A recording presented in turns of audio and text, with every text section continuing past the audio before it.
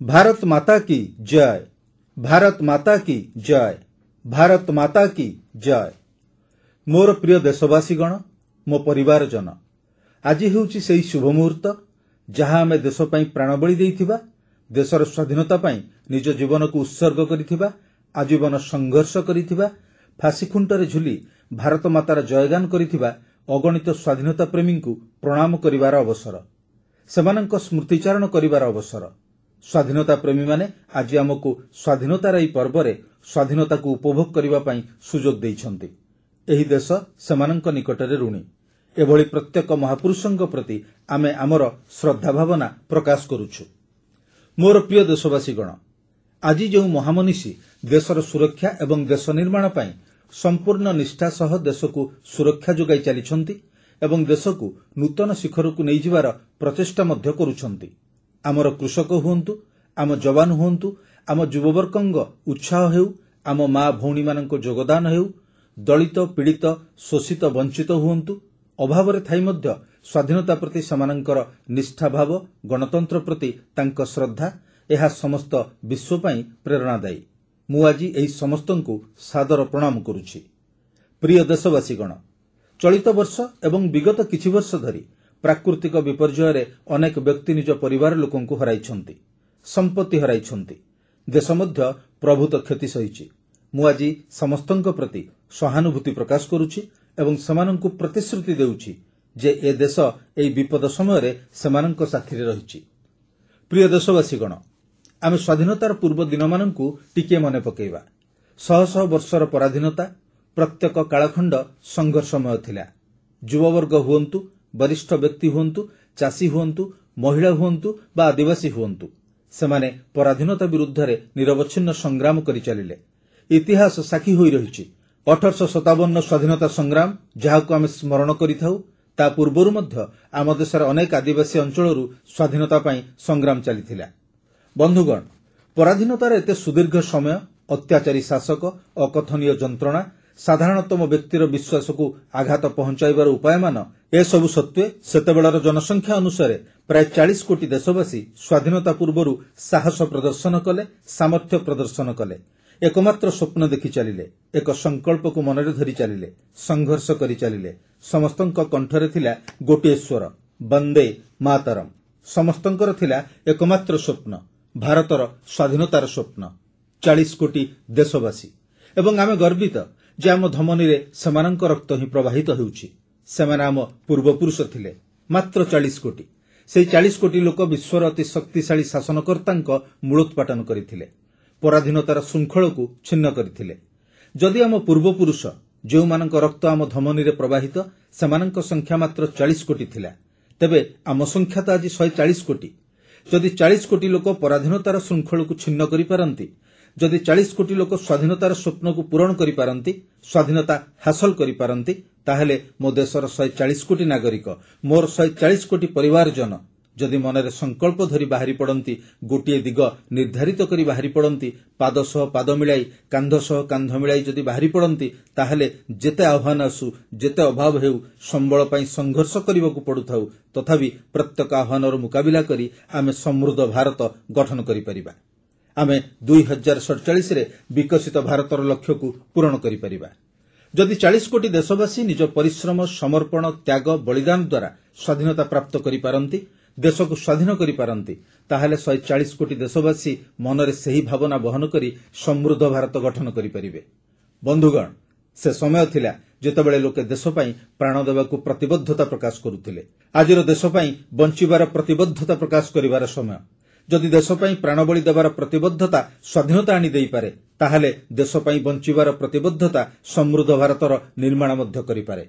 बंधुगण, विकसित भारत 2047 केवल उद्बोधनर भाषा नुहे, यह पछरे रहिछि कठिन परिश्रम। देशर कोटी कोटी लोकंक निकटरू प्रस्ताव मान ग्रहण करा जाउछि। मु देशवासींक निकटरू प्रस्ताव आह्वान करथिली। मो देशर कोटी कोटी लोक विकसित भारत 2047 पई असंख्य प्रस्ताव देइथिबारु मु आनंदित। प्रत्येक देशवासींकर स्वप्न सेथिरे प्रतिफलित होइछि।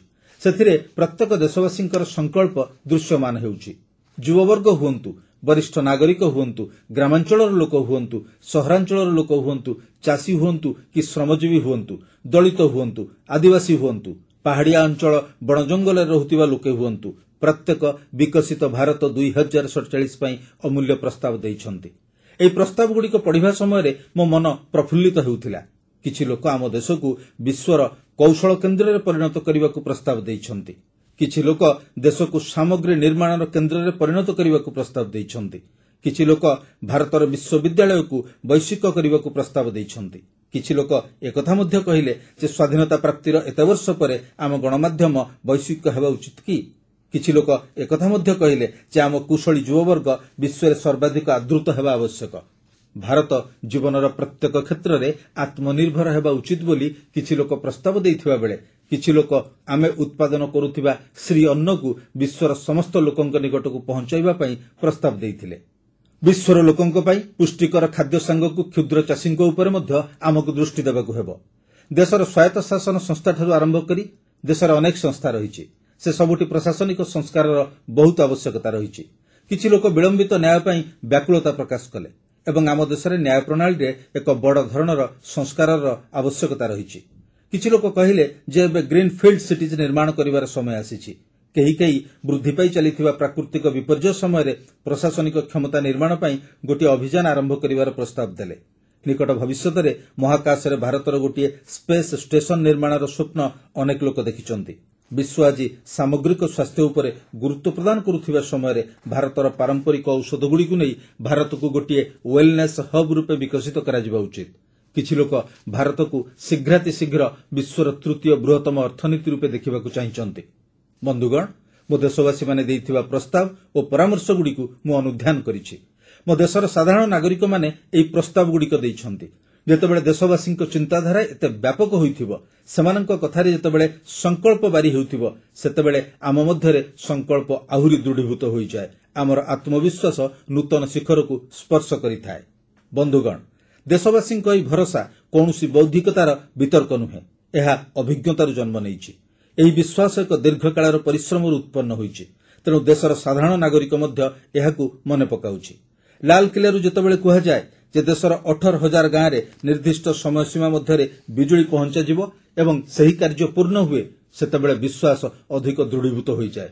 ଯେତେବେଳେ ଏକଥା ଜଣାପଡ଼େ ଯେ ସ୍ୱାଧୀନତାର ଏତେ ବର୍ଷ ପରେ ମଧ୍ୟ 2.5 କୋଟି ପରିବାର ବିଦ୍ୟୁତ୍ ସେବାରୁ ବଞ୍ଚିତ ହୋଇ ଅନ୍ଧକାରରେ ଜୀବନଯାପନ କରୁଛନ୍ତି, ଯେତେବେଳେ ସେହି 2.5 କୋଟି ପରିବାରଙ୍କ ନିକଟକୁ ବିଦ୍ୟୁତ୍ ଶକ୍ତି ପହଞ୍ଚିଯାଏ, ସେତେବେଳେ ମଣିଷର ବିଶ୍ୱାସ ଦୃଢ଼ତର ହୋଇଯାଏ। ଯେତେବେଳେ ଲାଲକିଲ୍ଲାରୁ ସ୍ୱଚ୍ଛ ଭାରତ କଥା କୁହାଯାଏ, ସେତେବେଳେ ଦେଶର ଆଗଧାଡ଼ିର ଲୋକଠାରୁ ଆରମ୍ଭ କରି ଗାଁ ଗହଳର ଲୋକ ଏପରିକି ଛୋଟ ଛୋଟ ପିଲାମାନଙ୍କ ଚାରିପଟେ ସ୍ୱଚ୍ଛ ପରିବେଶ ସୃଷ୍ଟି ହୁଏ, ସ୍ୱଚ୍ଛତା କଥା ଆଲୋଚନା ହୁଏ, ସ୍ୱଚ୍ଛତା ରକ୍ଷା ପାଇଁ ଆବଶ୍ୟକ ସ୍ଥଳେ ପରସ୍ପରକୁ ସଚେତନ କରାଯାଏ, ତେବେ ତାହା ଭାରତରେ ସୃଷ୍ଟି ହୋଇଥିବା ନବଚେତନାର ପ୍ରତିବିମ୍ବ ପାଲଟେ। ଯେତେବେଳେ ଲାଲକିଲ୍ଲାରୁ କୁହାଯାଏ ଯେ ଦେଶର 3 କୋଟି ପରିବାରଙ୍କ ଘରକୁ ପାଇପ୍ ଯୋଗେ ଜଳ ଯୋଗାଣ ହେଉଛି, ପ୍ରତ୍ୟେକ ଘରକୁ ବିଶୁଦ୍ଧ ପାନୀୟ ଜଳ ପହଞ୍ଚିବାର ଆବଶ୍ୟକତା ରହିଛି। ଜଳ ଜୀବନ ମିଶନ ଅନ୍ତର୍ଗତ ଏତେ କମ୍ ସମୟ ମଧ୍ୟରେ ନୂଆକରି 12 କୋଟି ଘରକୁ ପାଇପ୍ ଯୋଗେ ଜଳ ପହଞ୍ଚି ପାରିଛି। ଏବେ 15 କୋଟି ପରିବାର ଏହାର ଲାଭ ଉଠାଉଛନ୍ତି। କେଉଁ ଲୋକ ଏହି ବ୍ୟବସ୍ଥାରୁ ବଞ୍ଚିତ ଥିଲେ? କେଉଁମାନେ ପଛରେ ରହିଯାଇଥିଲେ?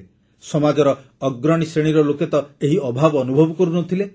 ମୋର ଦଳିତ, ପୀଡ଼ିତ, ଶୋଷିତ, ମୋର ଆଦିବାସୀ ଭାଇ ଭଉଣୀ, ଗରିବ ଭାଇ ଭଉଣୀ, ବସ୍ତିରେ ରହୁଥିବା ଲୋକେ, ସେମାନେ ହିଁ ତ ଏହି ଅଭାବରେ ଜୀବନଯାପନ କରୁଥିଲେ।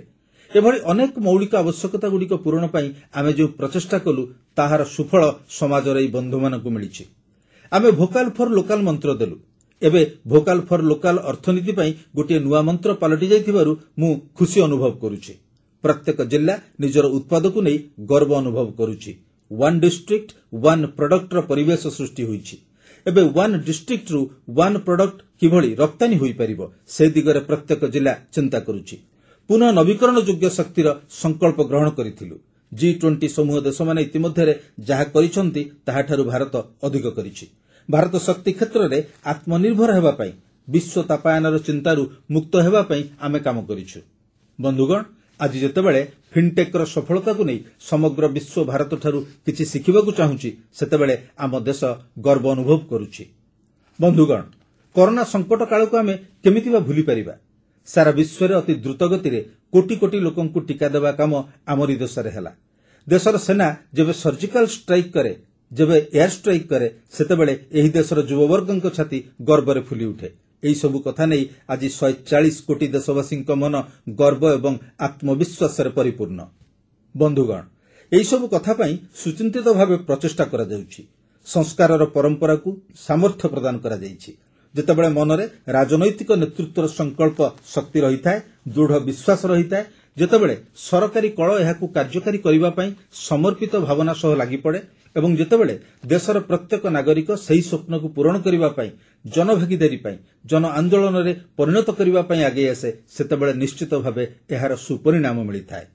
ମୋର ପ୍ରିୟ ଦେଶବାସୀଗଣ, ଆମେ ଏକଥା ଭୁଲିବା ଅନୁଚିତ ଯେ ଏହି ଦେଶ ସ୍ୱାଧୀନତା ପ୍ରାପ୍ତି ପରେ ମଧ୍ୟ ସେଭଳି ପରିସ୍ଥିତିରେ ଅନେକ ଦଶନ୍ଧି ବିତାଇଛି। ଯେତେବେଳେ ଚାଲିଛି ତ ସବୁକିଛି ଚଳୁଛି। ଆମର ପରିଶ୍ରମ କରିବା କ'ଣ ଦରକାର? ଆରେ ଏକଥା ତ ଆମ ପରପିଢ଼ି ବୁଝିବ। ଆମକୁ ସୁଯୋଗ ମିଳିଛି, ଚାଲ ମଜା କରିବା। ପର କଥା ଯିଏ ଥିବ ସିଏ ବୁଝିବ।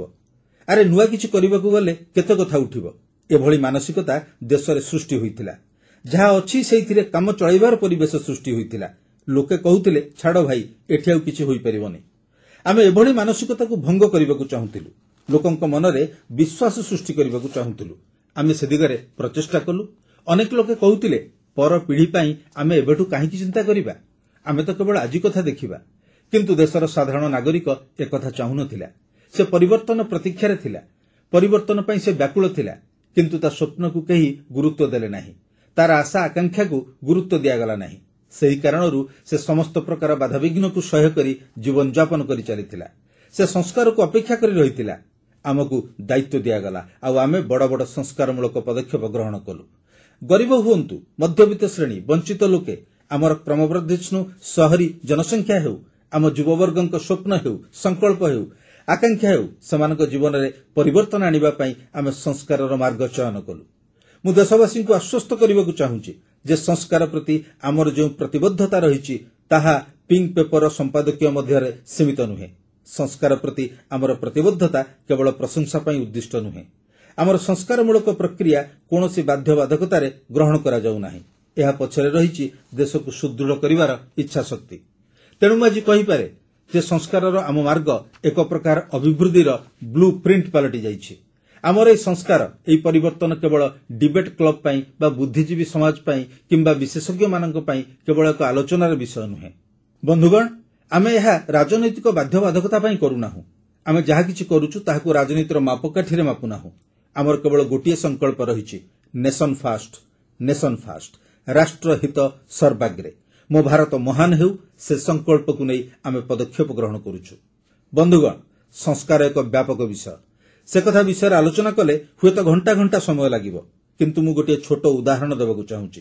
ବ୍ୟାଙ୍କିଂ କ୍ଷେତ୍ରରେ ଯେଉଁ ସଂସ୍କାର ହେଲା, ଆପଣ ଚିନ୍ତା କରନ୍ତୁ, ବ୍ୟାଙ୍କିଂ କ୍ଷେତ୍ରର ଅବସ୍ଥା କ'ଣ ଥିଲା? ନା ବିକାଶ ହେଉଥିଲା, ନା ବିସ୍ତାର ହେଉଥିଲା, ଆଉ ନା ବିଶ୍ୱାସ ବଢ଼ୁଥିଲା। କେବଳ ସେତିକି ନୁହେଁ, ଯେଉଁ ପ୍ରକାରର କାଣ୍ଡ କାରଖାନା ଚାଲିଥିଲା ତାହା ଯୋଗୁଁ ଆମର ବ୍ୟାଙ୍କଗୁଡ଼ିକ ସଙ୍କଟ ଦେଇ ଗତି କରୁଥିଲେ। ଆମେ ବ୍ୟାଙ୍କିଂ କ୍ଷେତ୍ରକୁ ସୁଦୃଢ଼ କରିବା ପାଇଁ ଅନେକ ସଂସ୍କାରମୂଳକ ପଦକ୍ଷେପ ଗ୍ରହଣ କଲୁ ଏବଂ ଆଜି ସେଥିଯୋଗୁଁ ଆମ ବ୍ୟାଙ୍କଗୁଡ଼ିକ ବିଶ୍ୱରେ ଯେଉଁ କେତେକ ସୁଦୃଢ଼ ବ୍ୟାଙ୍କ ରହିଛନ୍ତି ସେମାନଙ୍କ ମଧ୍ୟରେ ନିଜର ସ୍ୱାତନ୍ତ୍ରତା ବଜାୟ ରଖିଛନ୍ତି। ଆଉ ଯେତେବେଳେ ବ୍ୟାଙ୍କ ସୁଦୃଢ଼ ହୁଏ ସେତେବେଳେ ଆନୁଷ୍ଠାନିକ ଅର୍ଥନୀତିର ଶକ୍ତି ମଧ୍ୟ ବୃଦ୍ଧି ପାଇଥାଏ। ଯେତେବେଳେ ବ୍ୟାଙ୍କିଂ ବ୍ୟବସ୍ଥା ସୁଗମ ହୋଇଯାଏ ସେତେବେଳେ ଗରିବ, ବିଶେଷ କରି ମଧ୍ୟବିତ୍ତ ପରିବାରର ଲୋକଙ୍କର ଆବଶ୍ୟକତା ପୂରଣ କରିବାରେ ବ୍ୟାଙ୍କିଂ କ୍ଷେତ୍ରର ଗୁରୁତ୍ୱପୂର୍ଣ୍ଣ ଭୂମିକା ରହିଥାଏ।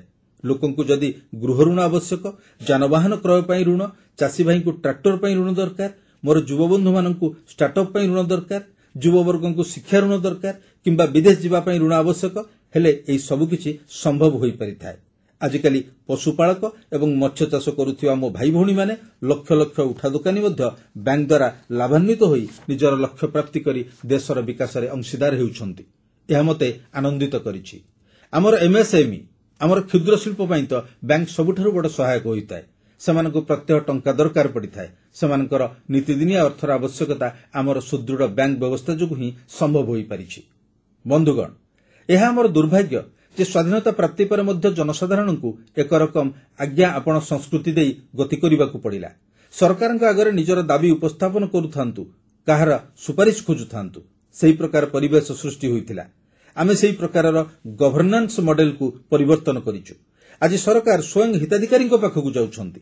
ଆଜି ସରକାର ସ୍ୱୟଂ ସେମାନଙ୍କ ଘରକୁ ଗ୍ୟାସ୍ ଚୁଲି ପହଞ୍ଚାଉଛନ୍ତି, ପାଣି ପହଞ୍ଚାଉଛନ୍ତି, ବିଜୁଳି ଯୋଗାଇ ଦେଉଛନ୍ତି, ଆର୍ଥିକ ସହାୟତା ପ୍ରଦାନ କରି ବିକାଶର ନୂତନ ସ୍ତରକୁ ପାର କରିବା ପାଇଁ ପ୍ରେରଣା ଯୋଗାଉଛି ଏବଂ ତାହା ଉତ୍ସାହ ପ୍ରଦାନ କରୁଛି। ଆଜି ସରକାର ସ୍ୱୟଂ ଯୁବବର୍ଗଙ୍କ କୌଶଳ ବିକାଶ ପାଇଁ ଅନେକ ପଦକ୍ଷେପ ଗ୍ରହଣ କରୁଛି। ବନ୍ଧୁଗଣ, ବଡ଼ ବଡ଼ ସଂସ୍କାରମୂଳକ ପଦକ୍ଷେପ ପାଇଁ ଆମ ସରକାର ପ୍ରତିବଦ୍ଧ। ଆମେ ଏହାଦ୍ୱାରା ହିଁ ଦେଶର ପ୍ରଗତିର ମାର୍ଗ ବାଛିବାକୁ ଚାହୁଁଛୁ। ବନ୍ଧୁଗଣ, ଦେଶରେ ନୂଆ ନୂଆ ବ୍ୟବସ୍ଥା ପ୍ରଚଳନ କରାଯାଉଛି। ଦେଶକୁ ଆଗେଇ ନେବା ପାଇଁ ଅନେକ ଆର୍ଥିକ ନୀତି ପ୍ରଣୟନ କରାଗଲେ ଏବଂ ଦେଶରେ ନୂତନ କାର୍ଯ୍ୟଶୈଳୀ ପ୍ରବର୍ତ୍ତନ କଲେ ଦେଶବାସୀଙ୍କ ବିଶ୍ୱାସ ନିରନ୍ତର ଭାବେ ବଢ଼ିଚାଲେ। ଆଜି ଯିଏ 20-25 ବର୍ଷର ଯୁବକ, 10 ବର୍ଷ ପୂର୍ବେ ସିଏ 12-15 ବର୍ଷ ବୟସର ହୋଇଥିଲା, ସିଏ ସ୍ୱଚକ୍ଷୁରେ ଏହି ପରିବର୍ତ୍ତନକୁ ଦେଖିଛି। 10 ବର୍ଷର ସମୟାବଧି ମଧ୍ୟରେ ତାର ସ୍ୱପ୍ନ ସାକାର ହୋଇପାରିଛି ଏବଂ ତାର ଆତ୍ମବିଶ୍ୱାସର ଏକ ନୂତନ ଚେତନା ଜାଗ୍ରତ ହୋଇଛି ଏବଂ ତାହା ହିଁ ଦେଶର ଏକ ନୂତନ ସାମର୍ଥ୍ୟ ରୂପେ ଉଭା ହୋଇଛି। ଆଜି ସମଗ୍ର ବିଶ୍ୱରେ ଭାରତର ସୁନାମ ବୃଦ୍ଧି ପାଉଛି। ଭାରତ ପ୍ରତି ବିଶ୍ୱବାସୀଙ୍କ ଦୃଷ୍ଟିକୋଣ ଅପରିବର୍ତ୍ତିତ ରହିଛି। ଆଜି ବିଶ୍ୱରେ ଯୁବବର୍ଗଙ୍କ ପାଇଁ ନୂଆ ନୂଆ ସମ୍ଭାବନାର ଦ୍ୱାର ଉନ୍ମୁକ୍ତ ହୋଇଛି। ଅର୍ଥ ଉପାର୍ଜନର ଅସଂଖ୍ୟ ସୁଯୋଗ, ଯାହା ସ୍ୱାଧୀନତାର ଏତେ ବର୍ଷ ପରେ ମଧ୍ୟ ମିଳିନଥିଲା, ତାହା ଆଜି ସେମାନଙ୍କ ଦ୍ୱାରଦେଶରେ ଉପନୀତ। ସୁଯୋଗ ବଢ଼ି ବଢ଼ି ଚାଲିଛି, ନୂଆ ନୂଆ ସୁଯୋଗ ସୃଷ୍ଟି ହେଉଛି। ମୋ ଦେଶର ଯୁବବର୍ଗ ଏବେ ମନ୍ଥର ଗତିରେ ଚାଲିବା ପସନ୍ଦ କରୁନାହାନ୍ତି। ମୋ ଦେଶର ଯୁବକ କ୍ରମବର୍ଦ୍ଧିଷ୍ଣୁ ପ୍ରଗତିରେ ବିଶ୍ୱାସ କରୁନାହିଁ। ମୋ ଦେଶର ଯୁବକ ଏବେ ଲମ୍ଫ ପ୍ରଦାନ କରିବାର ଇଚ୍ଛା ରଖିଛି। ସେ ଲମ୍ଫ ପ୍ରଦାନ କରି ନୂତନ ସଫଳତାଗୁଡ଼ିକୁ ହାତେଇବାକୁ ଚାହୁଁଛି। ମୁଁ କହିବାକୁ ଚାହୁଁଛି ଯେ ଭାରତ ପାଇଁ ଏହା ସୁବର୍ଣ୍ଣ ଯୁଗ। ବିଶ୍ୱର ପରିସ୍ଥିତି ତୁଳନାରେ ଦେଖିଲେ ମଧ୍ୟ ଏହା ସୁବର୍ଣ୍ଣ ଯୁଗ। ଏହା ଆମର ସ୍ୱର୍ଣ୍ଣିମ କାଳ ଅଟେ। ମୋର ପ୍ରିୟ ଦେଶବାସୀଗଣ, ଏହି ସୁଯୋଗ ଆମେ ହାତଛଡ଼ା କରିବା ନାହିଁ, ଏହାକୁ ଛାଡ଼ିବା ଉଚିତ ମଧ୍ୟ ନୁହେଁ। ଏହି ସୁଯୋଗକୁ ହସ୍ତଗତ କରି ନିଜର ସ୍ୱପ୍ନ ଏବଂ ସଂକଳ୍ପକୁ ସାଥିରେ ନେଇ ବାହାରି ପଡ଼ିଲେ ଆମେ ସ୍ୱର୍ଣ୍ଣିମ ଭାରତର ଆଶା ଏବଂ ଆକାଂକ୍ଷା ପୂରଣ କରିବା ସହ ବିକଶିତ ଭାରତ 2047ର ଲକ୍ଷ୍ୟ ନିଶ୍ଚୟ ପୂରଣ କରିବା। ଆମେ ଶହ ଶହ ବର୍ଷର ବନ୍ଧନକୁ ଛିନ୍ନ କରି ବାହାରି ପଡ଼ିଛୁ। ଆଜି ପର୍ଯ୍ୟଟନ କ୍ଷେତ୍ର ହେଉ, ଏମ୍ଏସ୍ଏମ୍ଇ କ୍ଷେତ୍ର ହେଉ, ଶିକ୍ଷା, ସ୍ୱାସ୍ଥ୍ୟ, ପରିବହନ, କୃଷି, ପ୍ରତ୍ୟେକ କ୍ଷେତ୍ରରେ ଗୋଟିଏ ନୂଆ ଆଧୁନିକ ପ୍ରଣାଳୀ ବିକଶିତ ହେବାରେ ଲାଗିଛି। ଆମେ ବିଶ୍ୱର ସର୍ବୋତ୍ତମ ଅନୁସୃତ ପ୍ରଣାଳୀଗୁଡ଼ିକୁ ଆଖି ଆଗରେ ରଖି ଆମ ଦେଶର ପରିସ୍ଥିତି ଅନୁଯାୟୀ ଆଗକୁ ବଢ଼ିବାକୁ ଚାହୁଁଛୁ। ପ୍ରତ୍ୟେକ କ୍ଷେତ୍ରରେ ଆଧୁନିକତା ଏବଂ ନୂତନତ୍ୱର ଆବଶ୍ୟକତା ରହିଛି। ଟେକ୍ନୋଲୋଜିକୁ ସଂଯୁକ୍ତ କରିବାର ଆବଶ୍ୟକତା ରହିଛି। ପ୍ରତ୍ୟେକ କ୍ଷେତ୍ରରେ ଆମର ନୂତନ ନୀତି ଯୋଗୁଁ ନୂଆ ପ୍ରକାରର ସହଯୋଗ ମିଳୁଛି, ନୂଆ ଶକ୍ତି ମିଳୁଛି। ଆମର ସମସ୍ତ ପ୍ରତିବନ୍ଧକ ଦୂର ହେଉ, ମାନ୍ଦାବସ୍ଥାରୁ ଦୂରେଇ ରହୁ। ଆମେ ପୂର୍ଣ୍ଣ ସାମର୍ଥ୍ୟ ସହ ଆଗେଇ ଯିବା, ସ୍ୱପ୍ନଗୁଡ଼ିକୁ ସାକାର କରିବା, ସଫଳତାକୁ ଆମେ ନିକଟରେ ଦେଖୁ। ଏହି ଭାବନା ନେଇ ଆମକୁ ସେ ଦିଗରେ ଚାଲିବାକୁ ହେବ। ଆପଣ ଦେଖିବେ କେତେ ବଡ଼ ପରିବର୍ତ୍ତନ ହୋଇଯିବ। ମୁଁ ସମ୍ପୂର୍ଣ୍ଣ ତୃଣମୂଳ ସ୍ତରର କଥା କହୁଛି। ମହିଳା ସ୍ୱୟଂ ସହାୟକ ଗୋଷ୍ଠୀମାନଙ୍କରେ ବିଗତ 10 ବର୍ଷ ମଧ୍ୟରେ ଆମର 10 କୋଟି ଭଉଣୀମାନେ ଯୋଗ ଦେଇଛନ୍ତି। ଆମ ଗାଁ ଗଣ୍ଡାର 10 କୋଟି ମହିଳା ଆର୍ଥିକ ରୂପେ ଆତ୍ମନିର୍ଭର ହୋଇପାରିଥିବାରୁ ଆମେ ଗର୍ବ ଅନୁଭବ କରୁଛୁ। ଯେତେବେଳେ ସେମାନେ ଆତ୍ମନିର୍ଭର ହୁଅନ୍ତି, ପରିବାରର ନିଷ୍ପତ୍ତି ଗ୍ରହଣ ପ୍ରକ୍ରିୟାରେ ଅଂଶୀଦାର ହୁଅନ୍ତି, ସେତେବେଳେ ନିଶ୍ଚିତ ଭାବେ ବଡ଼ ବଡ଼ ସାମାଜିକ ପରିବର୍ତ୍ତନ ସଂଗଠିତ ହୋଇଥାଏ। ଏକଥା ମଧ୍ୟ ମୋତେ ଗର୍ବିତ କରୁଛି ଯେ ଆଜି ଆମ ସିଇଓ ମାନେ ବିଶ୍ୱସ୍ତରରେ ନିଜର ଆଧିପତ୍ୟ ବିସ୍ତାର କରିଛନ୍ତି। ଏକ ପକ୍ଷରେ ଏମାନେ ବିଶ୍ୱରେ ସୁନାମ ଅର୍ଜନ କରୁଥିବା ବେଳେ ଅନ୍ୟ ପକ୍ଷରେ ମହିଳା ସ୍ୱୟଂ ସହାୟକ ଗୋଷ୍ଠୀରେ ଯୋଗଦେଇ ସାଧାରଣ ପରିବାରର ମୋର ମା ଭଉଣୀମାନେ ଲକ୍ଷପତି ଦିଦି ହୋଇପାରୁଛନ୍ତି। ଏହା ମଧ୍ୟ ଏକ ଗର୍ବର ବିଷୟ। ଆମେ ଏବେ ସ୍ୱୟଂ ସହାୟକ ଗୋଷ୍ଠୀକୁ 10 ଲକ୍ଷ ଟଙ୍କାରୁ 20 ଲକ୍ଷ ଟଙ୍କା ପର୍ଯ୍ୟନ୍ତ ଦେବା ପାଇଁ ନିଷ୍ପତ୍ତି ଗ୍ରହଣ କରିଛୁ। ଏଯାବତ୍ 9 ଲକ୍ଷ କୋଟି ଟଙ୍କା ବ୍ୟାଙ୍କଗୁଡ଼ିକ ମାଧ୍ୟମରେ ଆମର ଏହି ମହିଳା ସ୍ୱୟଂ ସହାୟକ ଗୋଷ୍ଠୀମାନଙ୍କୁ ମିଳିସାରିଛି, ଯାହା ସାହାଯ୍ୟରେ ସେମାନେ ସେମାନଙ୍କର ବିଭିନ୍ନ ପ୍ରକାରର କାମକୁ ଆଗେଇ ନେଉଛନ୍ତି। ମୋର ବନ୍ଧୁଗଣ, ମୋର ଯୁବବର୍ଗ ବିଶେଷ ଦୃଷ୍ଟି ଦିଅନ୍ତି ଯେ ମହାକାଶ କ୍ଷେତ୍ରରେ ଭବିଷ୍ୟତରେ ଅନେକ ସମ୍ଭାବନା ଭରି ରହିଛି। ଏହା ଏକ ଗୁରୁତ୍ୱପୂର୍ଣ୍ଣ ଦିଗ ହୋଇଥିବାରୁ ଏହା ଉପରେ ମଧ୍ୟ ଆମେ ଗୁରୁତ୍ୱ ଦେଉଛୁ। ମହାକାଶ କ୍ଷେତ୍ରରେ ଆମେ ଅନେକ ସଂସ୍କାରମୂଳକ ପଦକ୍ଷେପ ଗ୍ରହଣ କରିଛୁ। ମହାକାଶ କ୍ଷେତ୍ରରେ ଯେତେ ସବୁ ପ୍ରତିବନ୍ଧକ ଥିଲା ସେଗୁଡ଼ିକୁ ଆମେ ଦୂର କରିଛୁ। ଆଜି ଶହ ଶହ ଷ୍ଟାର୍ଟଅପ୍ ମହାକାଶ କ୍ଷେତ୍ରରେ ପଦାର୍ପଣ କରିଛନ୍ତି। ଭାଇବ୍ରାଣ୍ଟ ହୋଇଚାଲିଥିବା ଆମ ମହାକାଶ କ୍ଷେତ୍ର ଭାରତକୁ ଏକ ଶକ୍ତିଶାଳୀ ରାଷ୍ଟ୍ର କରି ଗଢ଼ି ତୋଳିବାରେ ଗୁରୁତ୍ୱପୂର୍ଣ୍ଣ ମନେ କରାଯାଉଛି। ଦୂରଦର୍ଶିତା ସହ ଆମେ ଏହାକୁ ଶକ୍ତି ପ୍ରଦାନ କରିଚାଲିଛୁ। ଆଜି ଘରୋଇ ଉପଗ୍ରହ, ଘରୋଇ ରକେଟ୍ ଲଞ୍ଚ ହେଉଥିବା ଗର୍ବର କଥା। ଆଜି ମୁଁ କହିପାରେ ଯେ ଯଦି ନୀତି ଠିକ୍ ହୋଇଥାଏ, ଉଦ୍ଦେଶ୍ୟ ଠିକ୍ ହୋଇଥାଏ ଏବଂ ପୂର୍ଣ୍ଣ ସମର୍ପଣ ଭାବନା ସହ ରାଷ୍ଟ୍ର କଲ୍ୟାଣ କଥା ଚିନ୍ତା କରାଯାଉଥାଏ, ତେବେ ନିଶ୍ଚିତ ଭାବେ ଏହାର ସୁପରିଣାମ ମିଳିଥାଏ। ମୋର ପ୍ରିୟ ଦେଶବାସୀଗଣ, ଆଜି ଦେଶରେ ଅନେକ ନୂତନ ସୁଯୋଗ ସୃଷ୍ଟି ହୋଇଛି। ତେବେ ଏହା ସାଙ୍ଗକୁ ଦୁଇଟି କଥାର ଆବଶ୍ୟକତା ରହିଛି, ଯାହା ବିକାଶକୁ ତ୍ୱରାନ୍ୱିତ କରିଛି। ପ୍ରଥମଟି ହେଉଛି ଆଧୁନିକ ଭିତ୍ତିଭୂମି ନିର୍ମାଣ। ଆମେ ଭିତ୍ତିଭୂମିକୁ ଆଧୁନିକ କରିବା ପାଇଁ ଅନେକ ପଦକ୍ଷେପ ଗ୍ରହଣ କରିଛୁ। ଅନ୍ୟପକ୍ଷରେ ସାଧାରଣ ମଣିଷ ଜୀବନରେ ଯାହା ସବୁ ବାଧାବିଘ୍ନ ରହିଛି, ଇଜ୍ ଅଫ୍ ଲିଭିଂର ଆମର ଯେଉଁ ସ୍ୱପ୍ନ ରହିଛି ସେସବୁ ଉପରେ ମଧ୍ୟ ଆମେ ସେତିକି ଗୁରୁତ୍ୱ ଦେଇଛୁ। ବିଗତ ଦଶନ୍ଧିରେ ଭିତ୍ତିଭୂମି ବିକାଶରେ ଅଭୂତପୂର୍ବ ଅଗ୍ରଗତି ହୋଇଛି। ରେଳପଥ ହେଉ, ସଡ଼କ ପଥ ହେଉ, ବିମାନ ବନ୍ଦର ହେଉ, ବନ୍ଦର ହେଉ, ବ୍ରଡବ୍ୟାଣ୍ଡ ସଂଯୋଗ ହେଉ, ଗାଁ ଗାଁରେ ନୂଆ ସ୍କୁଲ ଖୋଲିବା କଥା ହେଉ, ଦୁର୍ଗମ ଅଞ୍ଚଳରେ ବିଦ୍ୟାଳୟ ଖୋଲିବା କଥା ହେଉ, ଡାକ୍ତରଖାନା ନିର୍ମାଣ କରିବା ହେଉ, ଆରୋଗ୍ୟ ମନ୍ଦିର ନିର୍ମାଣ କଥା ହେଉ, ଭେଷଜ ମହାବିଦ୍ୟାଳୟ ଖୋଲିବା ହେଉ, ଆୟୁଷ୍ମାନ ଆରୋଗ୍ୟ ମନ୍ଦିର ନିର୍ମାଣ କଥା ମଧ୍ୟ ହେଉ, 60,000ରୁ ଅଧିକ ଅମୃତ ସରୋବର ସୃଷ୍ଟି କରାଯାଇଛି। 2 ଲକ୍ଷ ପଞ୍ଚାୟତକୁ ଅପ୍ଟିକାଲ ଫାଇବର ମାଧ୍ୟମରେ ସଂଯୁକ୍ତ କରାଯାଇପାରିଛି। କେନାଲର ଏକ ବହୁତ ବଡ଼ ଜାଲ ବିଛା ଯାଇପାରିଥାଏ। 4 କୋଟି ପକ୍କା ଘର ତିଆରି କରାଯାଇପାରିଥାଏ। ଗରିବମାନଙ୍କୁ ନୂଆ ଆଶ୍ରୟ, 3 କୋଟି ନୂଆ ଘର ତିଆରି କରିବାର ସଂକଳ୍ପ ସହ ଆଗକୁ ବଢ଼ିବାର ଆମର ପ୍ରଚେଷ୍ଟା ରହିଛି। ଭିତ୍ତିଭୂମିର ବିକାଶ ଯୋଗୁଁ ଆମ ଉତ୍ତର ପୂର୍ବାଞ୍ଚଳ ଆଜି ଏକ ନୂତନ ପରିଚୟ ପାଇଛି। ଏଠାରେ ଆମେ ଯେଉଁ କାୟାକଳ୍ପ କରିଛୁ ତାହାର ସବୁଠାରୁ ବଡ଼ ଲାଭ ସମାଜର ସେହି ଶ୍ରେଣୀ ପର୍ଯ୍ୟନ୍ତ ଆମେ ପହଞ୍ଚାଇ ପାରିଛୁ। ଗ୍ରାମାଞ୍ଚଳରେ ସଡ଼କ ପଥ ନିର୍ମାଣ ହୋଇଥିବା ଯୋଗୁଁ ଯେଉଁ ଅଞ୍ଚଳ ପ୍ରତି କାହାରି ଦୃଷ୍ଟି ପଡ଼ୁନଥିଲା ତାହା ଆଜି ପଡ଼ିପାରିଛି। ଦଳିତ, ପୀଡ଼ିତ, ଶୋଷିତ, ବଞ୍ଚିତ, ପଛୁଆବର୍ଗ, ଆଦିବାସୀ, ବନବାସୀ, ସୀମାନ୍ତରେ ରହୁଥିବା ଲୋକେ ଏହି ସମସ୍ତଙ୍କ ଆବଶ୍ୟକତାକୁ ଆମେ ପୂରଣ କରିଛୁ। ଆମର ମତ୍ସ୍ୟଜୀବୀ ଭାଇ ଭଉଣୀଙ୍କ ଆବଶ୍ୟକତାକୁ ପୂରଣ କରିବା, ଆମର ପଶୁପାଳକମାନଙ୍କ ଜୀବନକୁ ପରିବର୍ତ୍ତିତ କରିବା ଏକ ପ୍ରକାର ସର୍ବାଙ୍ଗୀନ ବିକାଶର ପ୍ରଚେଷ୍ଟା ଆମ ନୀତିରେ ସାମିଲ ହୋଇ ରହିଛି, ଆମ ଇଚ୍ଛାଶକ୍ତିରେ ରହିଛି, ଆମ ସଂସ୍କାରମୂଳକ ପଦକ୍ଷେପରେ ରହିଛି, ଆମ କାର୍ଯ୍ୟକ୍ରମମାନଙ୍କରେ ରହିଛି, ଆମ କାର୍ଯ୍ୟଶୈଳୀରେ ରହିଛି। ଆମର ମତ୍ସ୍ୟଜୀବୀ ଭାଇ ଭଉଣୀମାନଙ୍କ ଆବଶ୍ୟକତାଗୁଡ଼ିକୁ ପୂରଣ କରିବା, ଆମର ପଶୁପାଳକମାନଙ୍କ ଜୀବନରେ ପରିବର୍ତ୍ତନ ଆଣିବା ଏକ ପ୍ରକାର ସର୍ବାଙ୍ଗୀନ ବିକାଶର ପ୍ରୟାସ। ଆମର ନୀତିଗୁଡ଼ିକରେ ରହି ଆମେ ନିୟମରେ ରହିଛେ। ଆମର ସଂସ୍କାର ଚାଲିଛି, ଆମର କାର୍ଯ୍ୟକ୍ରମ ଚାଲିଛି, ଆମର କାର୍ଯ୍ୟଶୈଳୀ ମଧ୍ୟ ଚାଲିଛି। ଆଉ ଏହିସବୁ ଯୋଜନାଗୁଡ଼ିକରୁ ଯୁବକମାନେ ବିଶେଷ ଲାଭବାନ ହେଉଛନ୍ତି। ସେମାନଙ୍କୁ ନୂଆ ନୂଆ ସୁଯୋଗ ମିଳୁଛି। ନୂଆ ନୂଆ କ୍ଷେତ୍ରରେ ପ୍ରବେଶ କରିବା ପାଇଁ ସେମାନଙ୍କ ପାଇଁ ସମ୍ଭାବନା ତିଆରି ହୋଇପାରୁଛି ଏବଂ ଏହିସବୁ ସେମାନଙ୍କୁ ଅଧିକ ରୋଜଗାର ଦେଇପାରୁଛି। ସବୁଠାରୁ ଅଧିକ ରୋଜଗାର ପାଇବା ପାଇଁ ସୁଯୋଗ ସେମାନଙ୍କୁ ଠିକଣା ସମୟରେ ମିଳିପାରୁଛି। ଆମର ଯେଉଁ ମଧ୍ୟବିତ୍ତ ପରିବାର ଅଛନ୍ତି ସେମାନଙ୍କ ଜୀବନର ମାନରେ ଉନ୍ନତି ଆଣିବା ପାଇଁ, ସ୍ୱାଭାବିକ କରିବା ପାଇଁ ସେମାନେ ଯେମିତି ଅପେକ୍ଷା କରିଛନ୍ତି ତାଙ୍କର ଏହି ଆଶା ଓ ଆକାଂକ୍ଷାକୁ ଦେଶ ବହୁମାତ୍ରାରେ ପୂରଣ କରିଛି। ଦେଶର ଦାୟିତ୍ୱ ହେଉଛି ସେମାନଙ୍କୁ ଯେଉଁ ଉତ୍ତମ ମାନର ଜୀବନ, ସେମାନଙ୍କର ଯେଉଁ ଆକାଂକ୍ଷା ପୂରଣ କରିବା ପାଇଁ ସରକାରଙ୍କୁ ଯେତେ ସବୁ କଠିନ ପରିସ୍ଥିତିର ମୁକାବିଲା କରିବାକୁ ପଡ଼ୁଛି ତାହା ସରକାର ନିରନ୍ତର ଭାବେ କରିଚାଲିଛନ୍ତି। ମୁଁ ସ୍ୱପ୍ନ ଦେଖି ଚାଲିଛି 2047 ମସିହା ବେଳକୁ ବିକଶିତ ଭାରତ ସ୍ୱପ୍ନ ପୂରଣ ହେବ। ସେଥିପାଇଁ ଯାହା କଠିନତାର ସମ୍ମୁଖୀନ ହେବାକୁ ପଡ଼ିବ ତାହାକୁ ସରକାର ମୁକାବିଲା କରିବେ ଏବଂ ସାଧାରଣ ଲୋକଙ୍କ ଜୀବନରେ ସରକାରଙ୍କର ହସ୍ତକ୍ଷେପ କମ୍ ହେବ। ଯେଉଁଠି ସରକାରଙ୍କର ଆବଶ୍ୟକତା ରହିଛି ସେଠାରେ ଅଭାବ ରହିଛି ଆଉ ସେଥିଲାଗି ସରକାରଙ୍କର ଡେରି ହେଉଛି। ଏହି ଡେରି ହେବାର ପ୍ରଭାବକୁ ହ୍ରାସ କରିବା ଲାଗି ଏହିଭଳି ବ୍ୟବସ୍ଥା ମାଧ୍ୟମରେ ଆମେ ସୀମାବଦ୍ଧ ହେବାକୁ ପଡ଼ିବ। ମୋର ପ୍ରିୟ ଦେଶବାସୀ, ଆମେ ଛୋଟ ଛୋଟ ଆବଶ୍ୟକତା ପ୍ରତି ଧ୍ୟାନ ଦେଉଛୁ ଏବଂ ସେହି ଆବଶ୍ୟକତାକୁ ନେଇ ଆମେ ବାଟ ଚାଲୁଛୁ। ଆମର ଗରିବ ଘରେ ଏଥିପାଇଁ ଚୁଲି ଜଳୁଛି, ଗରିବ ମାର ଆଖିରେ ଲୁହ ନ ଆସୁ ଏବଂ କାନ୍ଦି କାନ୍ଦି ସେ ଶୋଇ ନ ପଡ଼ୁ, ଏଥିପାଇଁ ଆମର ମାଗଣା ଚିକିତ୍ସା ଯୋଜନା ଚାଲୁ ରହିଛି। ବିଜୁଳି, ପାଣି, ଗ୍ୟାସ୍ ଏବେ ସ୍ଥିରତା ଆଡ଼କୁ ଆସିଲାଣି। ବର୍ତ୍ତମାନ ଏହି ସ୍ଥିରତା 100% ପହଞ୍ଚିଛି। ଯେତେବେଳେ ସ୍ଥିରତା ଆସିଛି ସେତେବେଳେ ଜାତିବାଦର ରଙ୍ଗ ଲାଗିବ ନାହିଁ। ବର୍ତ୍ତମାନ ସ୍ଥିରତାର ମନ୍ତ୍ର ହେଲା ପ୍ରକୃତ ଅର୍ଥରେ ସମସ୍ତଙ୍କ ସାଥିରେ ସମସ୍ତଙ୍କ ବିକାଶର ମନ୍ତ୍ର ସାକାର ହୋଇପାରିଛି। ସାଧାରଣ ଲୋକମାନଙ୍କ ଜୀବନରେ ସରକାରଙ୍କର ଦଖଲ କମ୍ ହେଉ, ସେହି ଦିଗରେ ଆମେ ସବୁ କଥା ପୂରଣ କରିବା ପାଇଁ ସରକାର ସାମାନ୍ୟ ମାନବୀୟତାର ବୋଝ ପକାଉଛନ୍ତି। ଆମେ ଦେଶବାସୀମାନଙ୍କ ପାଇଁ 1,500ରୁ ଅଧିକ ଆଇନକୁ ବନ୍ଦ କରିଦେଇଛୁ। ଫଳରେ ଆଇନ ଭିତରେ ରହି ଦେଶବାସୀ ଯେଭଳି ସମସ୍ୟାର ସମ୍ମୁଖୀନ ନ ହେବେ ସେଥିପାଇଁ ଆମେ ବିଶେଷ ଧ୍ୟାନ ଦେଇଛୁ। ଛୋଟ ଛୋଟ ଭୁଲ ଯୋଗୁଁ ଏହିଭଳି ସବୁ ଆଇନ ତିଆରି କରାଯାଇଥିଲା। କାରଣ ଜେଲ ଭିତରେ ଯଦି ସେମାନଙ୍କୁ ଭର୍ତ୍ତି କରାଯାଏ ତାହେଲେ ଲୋକମାନେ ଅଶାନ୍ତିରେ କାଳାତିପାତ କରିବେ। ଏହିସବୁ ଛୋଟ ଛୋଟ କାରଣ ଯୋଗୁଁ ଜେଲ ଯିବା ପାଇଁ ଯେଉଁ ପରମ୍ପରା ଥିଲା ସେହିସବୁ ଆଇନକୁ ନଷ୍ଟ କରି ଦିଆଯାଇଛି ଏବଂ ଏହିସବୁ କାରଣଗୁଡ଼ିକ ଯୋଗୁଁ ଜେଲ ପଠାଇବା ପାଇଁ ଯେଉଁ ବ୍ୟବସ୍ଥା ଥିଲା ତାହାକୁ ବାହାର କରି ଦିଆଯାଇଛି।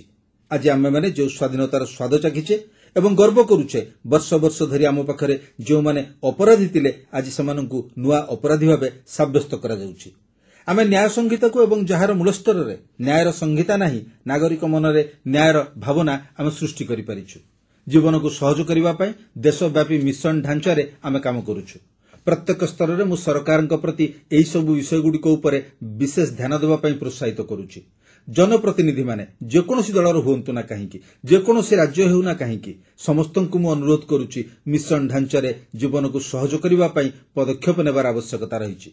ମୁଁ ଆମର ଯୁବକମାନଙ୍କୁ, ପେସାଦାରମାନଙ୍କୁ ସମସ୍ତଙ୍କୁ କହିବାକୁ ଚାହୁଁଛି ଯେ ଆପଣମାନେ ଯେଉଁ ସ୍ଥାନରେ ରହିଛନ୍ତି ସେଇଠି ଥାଆନ୍ତୁ।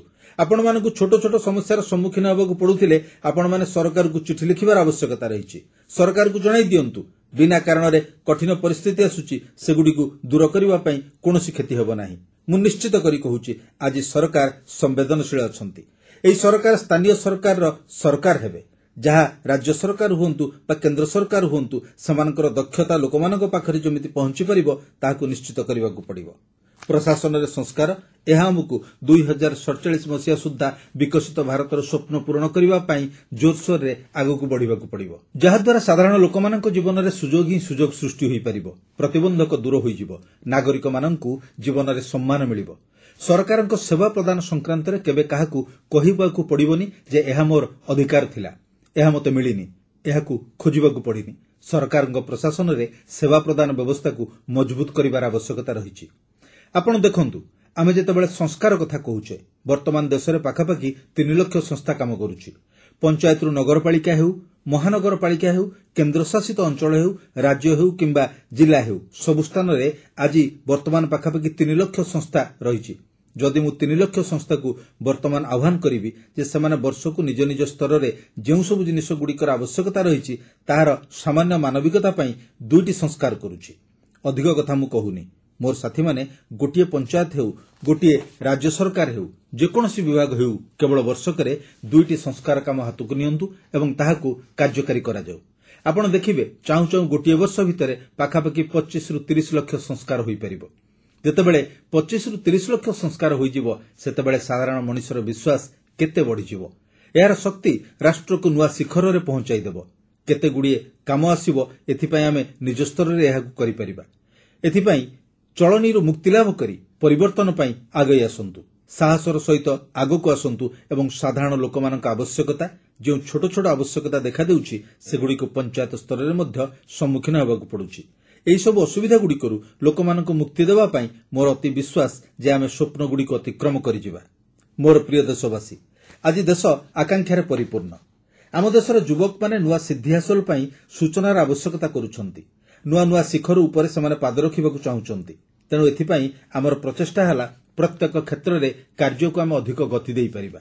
ଏହାଦ୍ୱାରା ପ୍ରଥମେ ଆମେ ପ୍ରତି କ୍ଷେତ୍ରରେ ନୂଆ ସୁଯୋଗ ସୃଷ୍ଟି କରିପାରିବା। ଦ୍ୱିତୀୟ କଥା ହେଲା, ଏହିସବୁ ପରିବର୍ତ୍ତନ ହେଉଥିବା ବ୍ୟବସ୍ଥାଗୁଡ଼ିକ ପାଇଁ ସମର୍ଥନକାରୀ ମୌଳିକ ଢାଞ୍ଚାର ଆବଶ୍ୟକତା ରହିଛି। ଏହିସବୁ ମୌଳିକ ଢାଞ୍ଚାର ପରିବର୍ତ୍ତନ ଦିଗରେ ଆମକୁ କାମ କରିବାକୁ ପଡ଼ିବ। ତୃତୀୟ କଥା ହେଲା, ନାଗରିକମାନଙ୍କୁ ମୌଳିକ ସୁବିଧା ଉପଲବ୍ଧ କରିବା ପାଇଁ ଆମକୁ ପ୍ରାଥମିକତା ଦେବାକୁ ପଡ଼ିବ। ଏହା ବଦଳରେ ଭାରତ ଉଚ୍ଚ ଆକାଂକ୍ଷୀ ସମାଜ ନିର୍ମାଣ କରିବ ଏବଂ ଏହାର ପରିଣାମ ସ୍ୱରୂପ ବର୍ତ୍ତମାନର ସମାଜ ଏକ ମଜବୁତ ଆସ୍ଥା ଉପରେ ପରିପୂର୍ଣ୍ଣ। ଆମର ଦେଶବାସୀମାନଙ୍କର ଆକାଂକ୍ଷା, ସେମାନଙ୍କର ଆଶା, ଆମର ଯୁବକମାନଙ୍କର ଶକ୍ତି, ଆମ ଦେଶର ସାମର୍ଥ୍ୟ ସହିତ ଯୋଡ଼ି ହୋଇ ଆମେ ଆଗକୁ ବଢ଼ିବା ପାଇଁ ଗୋଟିଏ ନିଷ୍ଠାର ସହ ମାଡ଼ି ଚାଲିଛେ। ମୋର ବିଶ୍ୱାସ ଯେ ରୋଜଗାର ଏବଂ ସ୍ୱରୋଜଗାର ନୂଆ ରେକର୍ଡ ସୁଯୋଗ ସୃଷ୍ଟି ପାଇଁ ଆମେ କାମ କରିଛୁ। ପ୍ରତ୍ୟେକ ବ୍ୟକ୍ତିଙ୍କ ଆୟ ଆଜି 2 ଗୁଣା କରିବା ପାଇଁ ଆମେ ସମର୍ଥ ହୋଇପାରିଛୁ। ଏହିସବୁ ସହିତ ସମ୍ବେଦନଶୀଳତା ହେଉଛି ଆମର ମାର୍ଗ। ଆମ ପାଇଁ ଶକ୍ତି ଏକ ନୂଆ ଚେତନା। ନିଜର ଭାବନା ଆମ କାର୍ଯ୍ୟଶୈଳୀର ଏକ ଅଂଶ ବିଶେଷ। ସମଭାବର ଆବଶ୍ୟକତା ଅଛି ଏବଂ ମମ ଭାବର ମଧ୍ୟ ଆବଶ୍ୟକତା ରହିଛି। ଏହାକୁ ସାଥିରେ ନେଇ ଆମେ ଚାଲିଛୁ। ପ୍ରିୟ ସାଥୀଗଣ, ମୁଁ ଯେତେବେଳେ କରୋନା ସମୟକୁ ମନେ ପକାଉଛି, କରୋନାର ବୈଶ୍ୱିକ ମହାମାରୀ ମଧ୍ୟରେ ଅର୍ଥନୀତିକୁ ସୁଧାର କରିବା ପାଇଁ ଯଦି କେହି ଦେଶ ଥାଏ, ତାହା ହେଉଛି ଭାରତ। ସେତେବେଳେ ଲାଗୁଥିଲା ଆମେ ଠିକ୍ ଦିଗରେ ଚାଲିଛେ। ଜାତି ପ୍ରଥାଠାରୁ ଉପରକୁ ଉଠି ଆମେ କାହାକୁ ଉଚ୍ଚ ନିଚ ନ ଦେଖି ସମସ୍ତେ ଭାରତୀୟ ବୋଲି ସେତେବେଳେ ଅନୁଭବ କରିଥିଲୁ। ଏହି ପଥ ପ୍ରଦର୍ଶନ ହେଉଛି ଆମମାନଙ୍କର ଶକ୍ତି।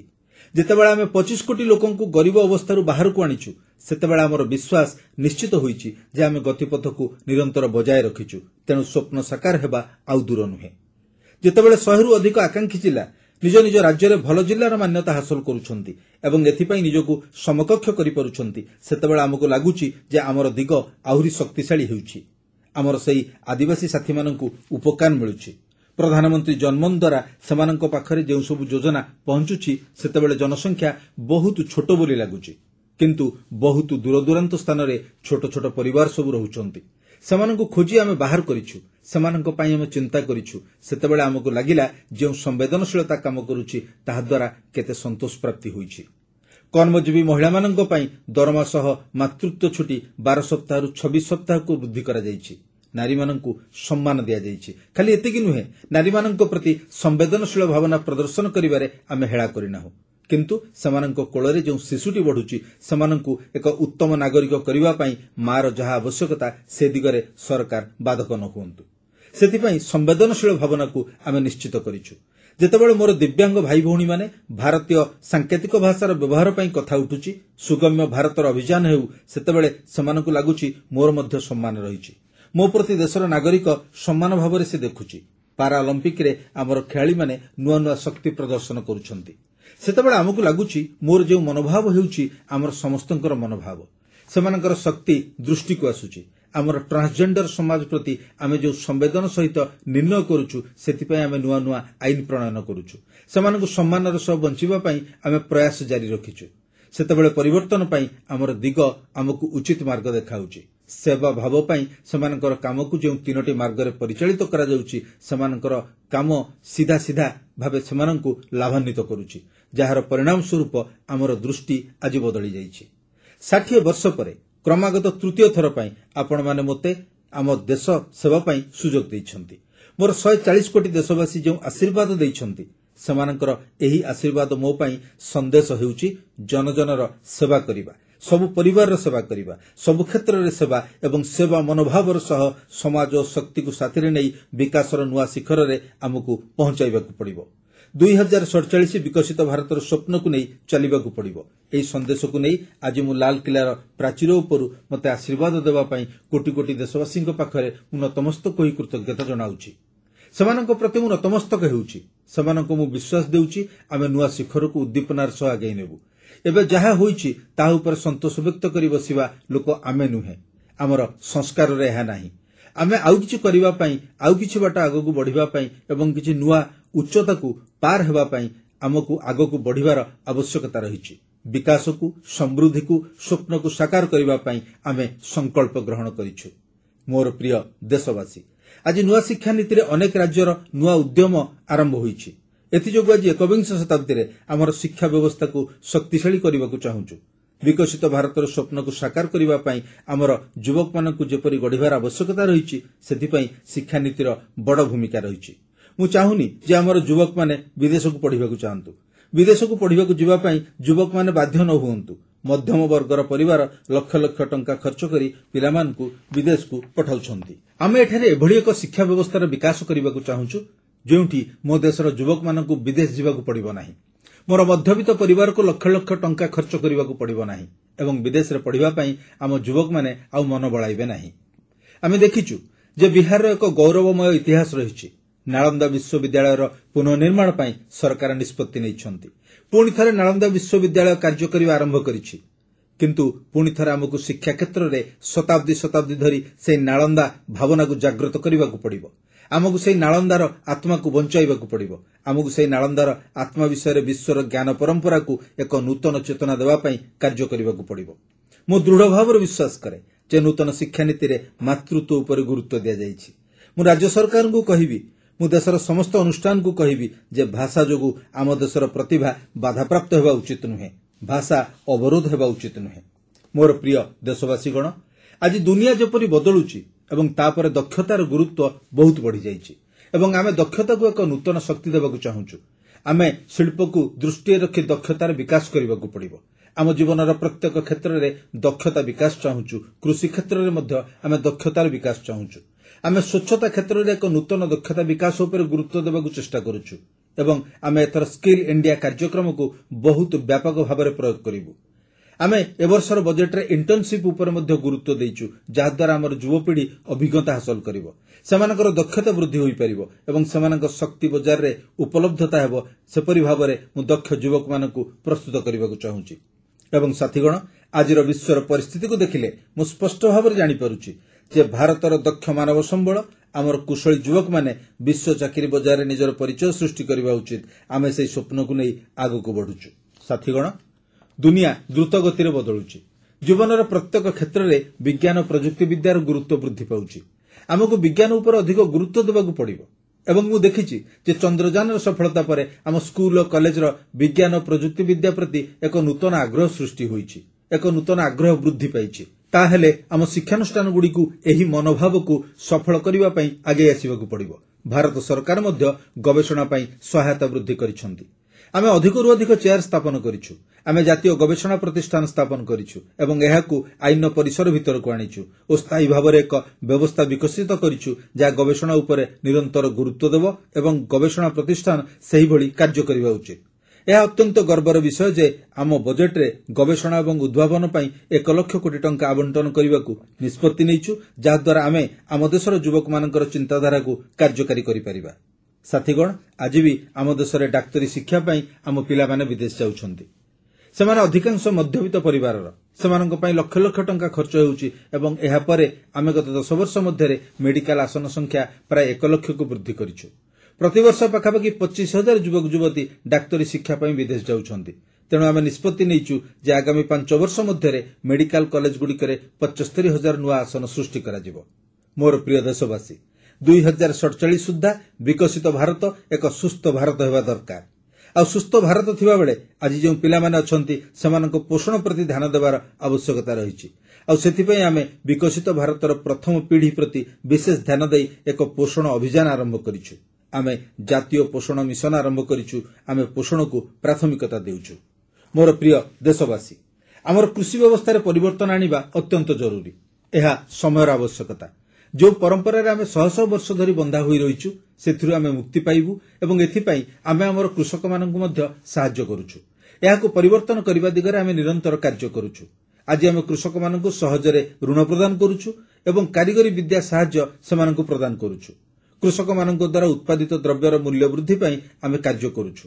ଆମେ ଏଥିପାଇଁ ସମ୍ପୂର୍ଣ୍ଣ ମାର୍କେଟିଂ ବ୍ୟବସ୍ଥା କରିଛୁ, ଯାହାଦ୍ୱାରା ଏମୁଣ୍ଡରୁ ସେମୁଣ୍ଡ ପର୍ଯ୍ୟନ୍ତ ହାତ ଧରିବାର ବ୍ୟବସ୍ଥା ରହିବ। ଆମେ ସେହି ଦିଗରେ କାମ କରୁଛୁ।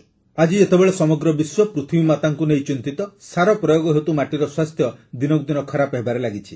ଆମ ପୃଥିବୀ ମାର ଉତ୍ପାଦନ କ୍ଷମତା ହ୍ରାସ ପାଉଛି ଏବଂ ସେହି ସମୟରେ ମୁଁ ମୋର ଦେଶର ଲକ୍ଷ ଲକ୍ଷ କୃଷକଙ୍କୁ କୃତଜ୍ଞତା ଜ୍ଞାପନ କରିବାକୁ ଚାହୁଁଛି, ଯେଉଁମାନେ ପ୍ରାକୃତିକ ଚାଷର ମାର୍ଗ ବାଛିଛନ୍ତି ଏବଂ ଆମ ପୃଥିବୀ ମାର ସେବା ପାଇଁ ମଧ୍ୟ ଦାୟିତ୍ୱ ନେଇଛନ୍ତି।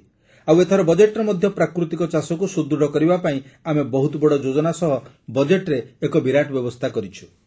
ମୋର ପ୍ରିୟ ଦେଶବାସୀ, ଆଜି ମୁଁ ବିଶ୍ୱର ସ୍ଥିତି ଦେଖୁଛି। ସମଗ୍ର ବିଶ୍ୱ ସାମଗ୍ରିକ ସ୍ୱାସ୍ଥ୍ୟ ଯତ୍ନ ଆଡ଼କୁ ମୁହାଁଉଛି ଏବଂ ତାପରେ ଜୈବିକ ଖାଦ୍ୟ, ଯାହା ସେମାନଙ୍କର ପ୍ରଥମ ପସନ୍ଦ ପାଲଟିଛି। ଯଦି କେହି ବିଶ୍ୱ ପାଇଁ ଜୈବିକ ଖାଦ୍ୟର ବାସ୍କେଟ ହୋଇପାରିବ, ତେବେ ଏହା ମୋ ଦେଶର କୃଷକମାନେ ହୋଇପାରିବେ। ସେଥିପାଇଁ ଆଗାମୀ ଦିନରେ ଆମେ ସେହି ସ୍ୱପ୍ନକୁ ନେଇ ଆଗକୁ ବଢ଼ିବାକୁ ଚାହୁଁଛୁ, ଯାହାଦ୍ୱାରା ବିଶ୍ୱ ଜୈବିକ ଖାଦ୍ୟ ଚାହୁଁଛି ଏବଂ କିପରି ଜୈବିକ ଖାଦ୍ୟର ବାସ୍କେଟ ହୋଇପାରିବ ତାହା ଆମ ଦେଶରେ ପରିଣତ କରାଯାଇପାରିବ।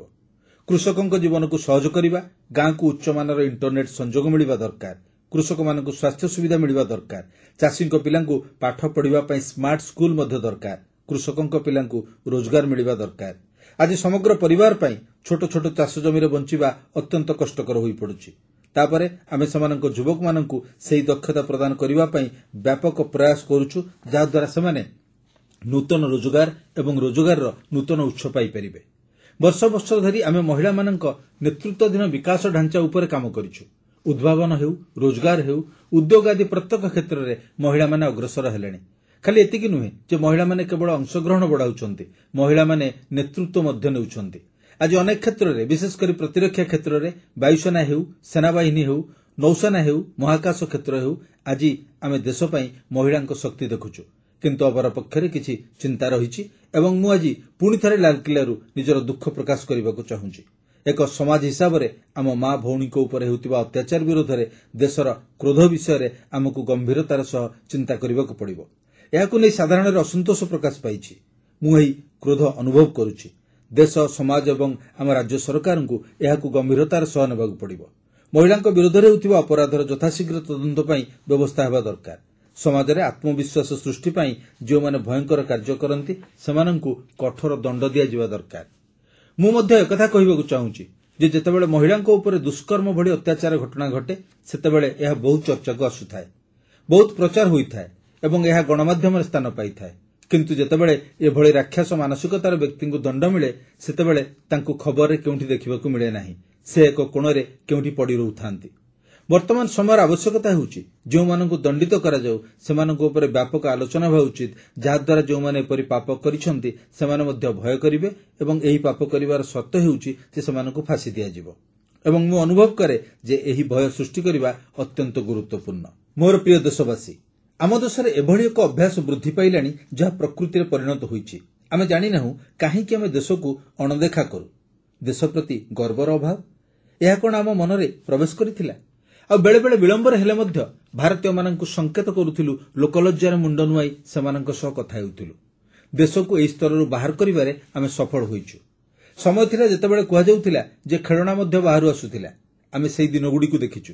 आज मु गर्वर सह कहि परिबि जे मो देशर खेळना एणिकि विदेश बजार रे पहुंचिलाणी। आमे खेळना रप्तानी करूछु। दिन थिला आमे मोबाइल फोन आमदानी करूथिलु। आज मोबाइल फोन उत्पादनर इकोसिस्टम सृष्टि होइछि। एक विशाल हब सृष्टि होइछि एवं आज आमे विश्व रे मोबाइल फोन रप्तानी करिबा आरंभ करिछु। एहा हेउछि भारतर शक्ति। बंधुगण, सेमीकंडक्टर भविष्यत सहित जडित। आधुनिक ज्ञानकौशल संयोजित, कृत्रिम ज्ञान संयोजित एही सेमीकंडक्टर। आमे सेमीकंडक्टर मिशन उपरे काम आरंभ करिछु एवं काहीकि उपकरण को सस्तारे तयारी करा जिवो नाही। मो देशर युवक माने काहीकि स्वप्न देखिबे नाही। एभଳି प्रतिभा मध्य एठी अछंती। एभଳି समस्त गवेषणा कार्य भारतरे करागले भारतरे उत्पादन अधिक होई परिबो। सेमीकंडक्टर काम मध्य भारतरे हेबो एवं विश्व को एंड टू एंड सॉल्यूशन प्रदान करिवार शक्ति आम पाखरे रहिछि। बंधुगण, आमे एपरि समय देखिछु जेपरि कि 2G पई संघर्ष करूथिलु। आज आमे प्रत्येक डिवाइस रे देखुछु आमे द्रुत गति रे अग्रगति करिछु एवं समग्र देश रे 5G द्रुत गति रे आरंभ होइछि। भारतर प्राय सबु अंचल रे 5G पहुंचिछि। दुनिया रे द्रुत गति रे 5G पहुंचाइबारे सेमाने आगुआ अछंती। एवं बंधुगण, मु कहिली जे आमे अटकी जिबुनी। 5G रे अटकिबा आम पई ग्रहणीय नुहे। आमे मिशन मोड रे 6G उपरे काम करूछु एवं आमे विश्व रे मध्य हमर उपस्थिति जाहिर करिवु। मु आत्मविश्वासर सहायक कहूछि। मोर प्रिय बंधुगण, प्रतिरक्षा क्षेत्र रे बजेट बढ़ाइबार अभ्यास रे परिणत होइछि। किंतु प्रतिरक्षा बजेट केउंठी वृद्धि पाइथांता से विषय रे केही चिंता करनथिले। प्रतिरक्षा बजेट विदेशरु किना जाउथिला। वर्तमान आमे आत्मनिर्भरशील हेबाकु चाहूछु एवं मु हमर प्रतिरक्षा बाहिनी को हृदयरु धन्यवाद जणाउछि। सेमाने एभଳି हजार हजार जिनिस तालिकाभुक्त करिसंती। सेमाने निष्पत्ति नैछंती जे आमे सेगुडी को विदेशरु आनिबु नाही। देश पई बंचिबा सकासे सेमाने कोन कहउचंती ताहा हम जवान माने प्रतिपादित करिसंती। एबे एही कारणरु आमे प्रतिरक्षा क्षेत्र रे आत्मनिर्भरशील हेउछु। आज प्रतिरक्षा उत्पादन क्षेत्र रे भारत स्वीकृति पाइछि एवं मु खुशी रे कहि परिबि जे जेउ देश बाहरु प्रतिरक्षार छोटो छोटो जिनिस आनुथिला, आज धीरे धीरे आमे विश्वर अनेक देश रे उत्पादन हेउतिबा प्रतिरक्षा उपकरणर रप्तानी करिबा आरंभ करिछु। आमे धीरे धीरे विश्व रे एक प्रतिरक्षा उत्पादन केंद्र भाबे उभा हेउछु। आज PLI योजना को बड़ सफलता मिलिछि। FDI संस्कार मध्य हमकु बहुत शक्ति देइछि। MSME गुडिक एक विराट प्रोत्साहन पालटिछि। एक नूतन व्यवस्था विकसित होइछि एवं एही कारणरु हमर उत्पादन क्षेत्र विश्वर एक उत्पादन केंद्र रे परिणत हेबा उचित। जेउ देश रे एते संख्यक युवक अछंती, जेउ देश रे अन्यान्य सामर्थ्य रहिछि, आमे शिल्प 4.0 रे बहुत शक्ति सह उत्पादन दुनिया रे आगकु बढ़िबाकु चाहूछु। आ एथि पई आमे दक्षता विकास उपर मध्य गुरुत्व देइछु एवं दक्षता विकास रे आमे नुआ मॉडल मध्य स्थापित करिछु। तुरंत आवश्यकता अनुसार दक्षता विकास करिबा पई आमे जनसाधारणक अंशग्रहण निश्चित करिछु एवं मु निश्चित जे लाल किला प्राचीररु कहूची जे सेही दिन आउ बेसी दूर नुहे जेतेबेले भारत शिल्प उत्पादन रे एक केंद्र हेबो। विश्व एहा उपर नजर रखिबो। आज विश्वर अनेक बड़ बड़ कंपनी भारत रे निवेश करिबाकु चाहूचंती। मु देखिछि मोर एई तृतीय कार्यकाल रे मु अधिकांश लोकंकु भेटिबाकु चाहूची, जेउ माने मते मध्य भेटिबाकु चाहूचंती आ सेमाने हेउचंती निवेशक। सारा विश्वर निवेशक अछंती, सेमाने भारत रे निवेश करिबाकु चाहूचंती। यह एक बड़ सुवर्ण सुजोग। निवेशक माननकु आकृष्ट करिबा पई एक स्पष्ट नीति प्रस्तुत करिबाकु मु राज्य सरकार माननकु अनुरोध करूची। सेमानकु सुशासनर प्रतिश्रुति दियंतु। आईन श्रृंखला परिस्थिति उपरे विश्वास जन्मांतु। सुस्थ प्रतियोगिता रे प्रत्येक राज्य आगे आसीबा दरकार। निवेशकंकु आकृष्ट करिबा पई राज्य राज्य मध्य रे प्रतियोगिता हेबा आवश्यक, जहा द्वारा निवेशक माने निज राज्य को आसीबे, सेमानक राज्यर युवक माने स्थानीय स्तर रे सुजोग पाइबे एवं नियुक्ति सुजोग सृष्टि हेबो। जदि नीति रे परिवर्तन हेबा दरकार, तेबे राज्य गुडिक विश्वर आवश्यकता अनुसार नीति परिवर्तन करिबा उचित। जदि जमी अधिग्रहणर आवश्यकता रहिछि, ताहेले राज्य गुडिक से दिगरे पदक्षेप नेबा दरकार। गोटिए प्रसंग रे कार्य करिबा पई राज्य गुडिक जेते अधिक सक्रिय हेबे सेते अधिक प्रयास करिवे। जे निवेशक माने आसीबे सेमाने केबे फेरिबे नाही। एहा केवल भारत सरकारक काम नुहे, एथिपई राज्य सरकारक बहुत आवश्यकता रहिछि। कारण जे प्रकल्प हातकु निया जिवो सेगुडिक राज्य गुडिकर प्रतिष्ठा हेबाकु जाउछि। समग्र विश्व भारत रे पुंजीनिवेश करिबाकु प्रतिश्रुतिबद्ध। ତା ଉପରେ ଆମର ପୁରୁଣା ଅଭ୍ୟାସ ଛାଡ଼ି ଏକ ସ୍ପଷ୍ଟ ନୀତି ନେଇ ଆଗେଇ ଆସିବା ଆମର ମୂଳ ଦାୟିତ୍ୱ। ପ୍ରତ୍ୟେକ ରାଜ୍ୟ ଏହାର ସୁଫଳ ପାଇବେ, ପ୍ରତ୍ୟେକ ରାଜ୍ୟ ମଧ୍ୟ ବିକଶିତ ହେବ, ଏ ଆଶ୍ୱାସନା ମୁଁ ସମସ୍ତଙ୍କୁ ଦେଉଛି। ସାଥୀଗଣ, ଶ୍ରେଷ୍ଠ ଗୁଣବତ୍ତା ପାଇଁ ଭାରତକୁ ସ୍ୱୀକୃତି ମିଳିବା ଅତ୍ୟନ୍ତ ଗୁରୁତ୍ୱପୂର୍ଣ୍ଣ। ଏବେ ଆମକୁ ବିଶ୍ୱ ପାଇଁ ଭାରତରେ ଡିଜାଇନ କ୍ଷେତ୍ର ଉପରେ ଗୁରୁତ୍ୱ ଦେବାକୁ ପଡ଼ିବ। ଆମକୁ ଚେଷ୍ଟା କରିବାକୁ ପଡ଼ିବ ଭାରତୀୟ ମାନକ ଆନ୍ତର୍ଜାତିକ ମାନକରେ ପରିଣତ ହେବା ଉଚିତ। ଯେତେବେଳେ ଆମେ ଆନ୍ତର୍ଜାତୀୟ ମାନକ ହୋଇପାରିବା, ସବୁକିଛି ସହଜରେ ଉପଲବ୍ଧ ହୋଇପାରିବ। ଏହା ଆମ ଉତ୍ପାଦନର ଗୁଣବତ୍ତା ଉପରେ ନିର୍ଭର କରିବା ସହିତ ସେବା ଏବଂ ଆଭିମୁଖ୍ୟର ଗୁଣବତ୍ତା ଉପରେ ମଧ୍ୟ ନିର୍ଭର କରିବ। ସେଥିପାଇଁ ଆମକୁ ଗୁଣବତ୍ତା ଉପରେ ଗୁରୁତ୍ୱ ଦେଇ ଅଗ୍ରସର ହେବାକୁ ପଡ଼ିବ। ଆମ ପାଖରେ ପ୍ରତିଭା ରହିଛି। ଡିଜାଇନ କ୍ଷେତ୍ରରେ ଆମେ ଦୁନିଆକୁ ଅନେକ ନୂଆ ଜିନିଷ ଦେଇପାରିବା। ଡିଜାଇନ ଇନ୍ ଇଣ୍ଡିଆ ପାଇଁ ଏହି ଆହ୍ୱାନ ଆମକୁ ଆଗକୁ ବଢ଼ିବାକୁ ସୁଯୋଗ ପ୍ରଦାନ କରିବ। ବିଶ୍ୱ ଡିଜାଇନ ସହ ତାଳ ଦେଇ ଆଗକୁ ବଢ଼ିବା ଆମର ସ୍ୱପ୍ନ ହେବା ଉଚିତ। ମୁଁ ଦେଖୁଛି ଯେ ପ୍ରଯୁକ୍ତି ଗେମିଂ ଦୁନିଆରେ ଏକ ବିରାଟ ବଜାର ସୃଷ୍ଟି ହୋଇଛି, କିନ୍ତୁ ଆଜି ବି ଏହି ଦୁନିଆ ଉପରେ ସେମାନଙ୍କର ପ୍ରଭାବ ରହିଥାଏ ଯେଉଁମାନେ ଏହାକୁ ପ୍ରସ୍ତୁତ କରନ୍ତି। ଯେଉଁମାନେ ଉତ୍ପାଦ ତିଆରି କରନ୍ତି ସେମାନେ ବିଦେଶରୁ ରୋଜଗାର କରନ୍ତି। ଭାରତର ଏକ ବିରାଟ ପରମ୍ପରା ରହିଛି। ଗେମିଂ ଦୁନିଆରେ ଆମେ ଅନେକ ନୂଆ ପ୍ରତିଭା ଆଣିପାରିବା। ଦୁନିଆର ପ୍ରତ୍ୟେକ ପିଲା ଆମ ଦେଶରେ ନିର୍ମିତ ଗେମିଂ ପ୍ରତି ଆକର୍ଷିତ ହୋଇଛନ୍ତି। ମୁଁ ଚାହୁଁଛି ଭାରତର ପିଲାମାନେ, ଭାରତର ଯୁବକ, ଭାରତର ଆଇଟି ପ୍ରଫେସନାଲମାନେ, ଭାରତର ଏଆଇ ପେସାଦାରମାନେ ଗେମିଂ ଦୁନିଆର ନେତୃତ୍ୱ ନିଅନ୍ତୁ। କ୍ରୀଡ଼ାରେ ନୁହେଁ, ଗେମିଂ ଦୁନିଆରେ ଆମର ଉତ୍ପାଦ ସମଗ୍ର ବିଶ୍ୱରେ ପହଞ୍ଚିବା ଦରକାର। ସମଗ୍ର ବିଶ୍ୱରେ ଆମର ଆନିମେଟରମାନେ କାମ କରିପାରିବେ। ଆମେ ଆନିମେସନ ଦୁନିଆରେ ନିଜର ପରିଚୟ ସୃଷ୍ଟି କରିପାରିବା ଏବଂ ସେ ଦିଗରେ ଆମେ କାମ କରିବା ଉଚିତ। ମୋର ପ୍ରିୟ ଦେଶବାସୀ, ବିଶ୍ୱ ତାପାୟନ ଏବଂ ଜଳବାୟୁ ପରିବର୍ତ୍ତନ ଆଜି ବିଶ୍ୱର ପ୍ରତ୍ୟେକ କ୍ଷେତ୍ରରେ ଚିନ୍ତା ଓ ଆଲୋଚନାର ବିଷୟ ପାଲଟିଛି। ଭାରତ ଏ ଦିଗରେ ଅନେକ ପଦକ୍ଷେପ ନେଇଛି। ଆମେ କଥା ଦ୍ୱାରା ନୁହେଁ, ବରଂ ଆମ କାର୍ଯ୍ୟ ଦ୍ୱାରା ବିଶ୍ୱକୁ ଆଶ୍ୱାସନା ଦେଉଛୁ ଏବଂ ବିଶ୍ୱକୁ ଆଶ୍ଚର୍ଯ୍ୟ ମଧ୍ୟ କରିଛୁ। ଆମେ ଏକକ ବ୍ୟବହାରଯୋଗ୍ୟ ପ୍ଲାଷ୍ଟିକକୁ ନିଷିଦ୍ଧ କରିଛୁ। ଆମେ ଅକ୍ଷୟ ଶକ୍ତି ଉପରେ ବିସ୍ତାର କରିଛୁ ଏବଂ ଏହାକୁ ନୂତନ ଶକ୍ତି ପ୍ରଦାନ କରିଛୁ। ଆଗାମୀ କିଛି ବର୍ଷ ମଧ୍ୟରେ ପ୍ଲାଷ୍ଟିକକୁ ଶୂନ୍ୟ ବ୍ୟବହାର ଦିଗରେ ଆମେ ଅଗ୍ରସର ହେଉଛୁ। ପ୍ୟାରିସ୍ ଚୁକ୍ତିରେ ଯେଉଁ ଦେଶମାନେ ସେମାନଙ୍କର ଲକ୍ଷ୍ୟ ଧାର୍ଯ୍ୟ କରିଥିଲେ, ସେମାନଙ୍କୁ ମୁଁ ମନେ ପକାଇ ଆଜି ଲାଲକିଲ୍ଲା ପ୍ରାଚୀରରୁ ଦେଶବାସୀଙ୍କ ଶକ୍ତି ବିଷୟରେ ବିଶ୍ୱକୁ ଜଣାଇ ଦେବାକୁ ଚାହୁଁଛି। ମୋ ଦେଶର ନାଗରିକ, ମୋ ଦେଶବାସୀ ଏବଂ ଭାରତର ନାଗରିକମାନେ ତାହା କରିଛନ୍ତି ଯାହା G20 ଗୋଷ୍ଠୀ କରିପାରିନଥିଲେ। ପ୍ୟାରିସ୍ ଚୁକ୍ତିରେ G20 ଗୋଷ୍ଠୀରେ ଯଦି କେହି ଧାର୍ଯ୍ୟ ସମୟ ପୂର୍ବରୁ ଲକ୍ଷ୍ୟ ହାସଲ କରିଛି, ତେବେ ତାହା ହେଉଛି ମୋର ହିନ୍ଦୁସ୍ତାନ, ମୋ ଭାରତ। ଆଉ ସେଥିପାଇଁ ଆମେ ଗର୍ବ ଅନୁଭବ କରୁଛୁ ଯେ ଆମେ ଅକ୍ଷୟ ଶକ୍ତିର ଲକ୍ଷ୍ୟ ପୂରଣ କରିଛୁ।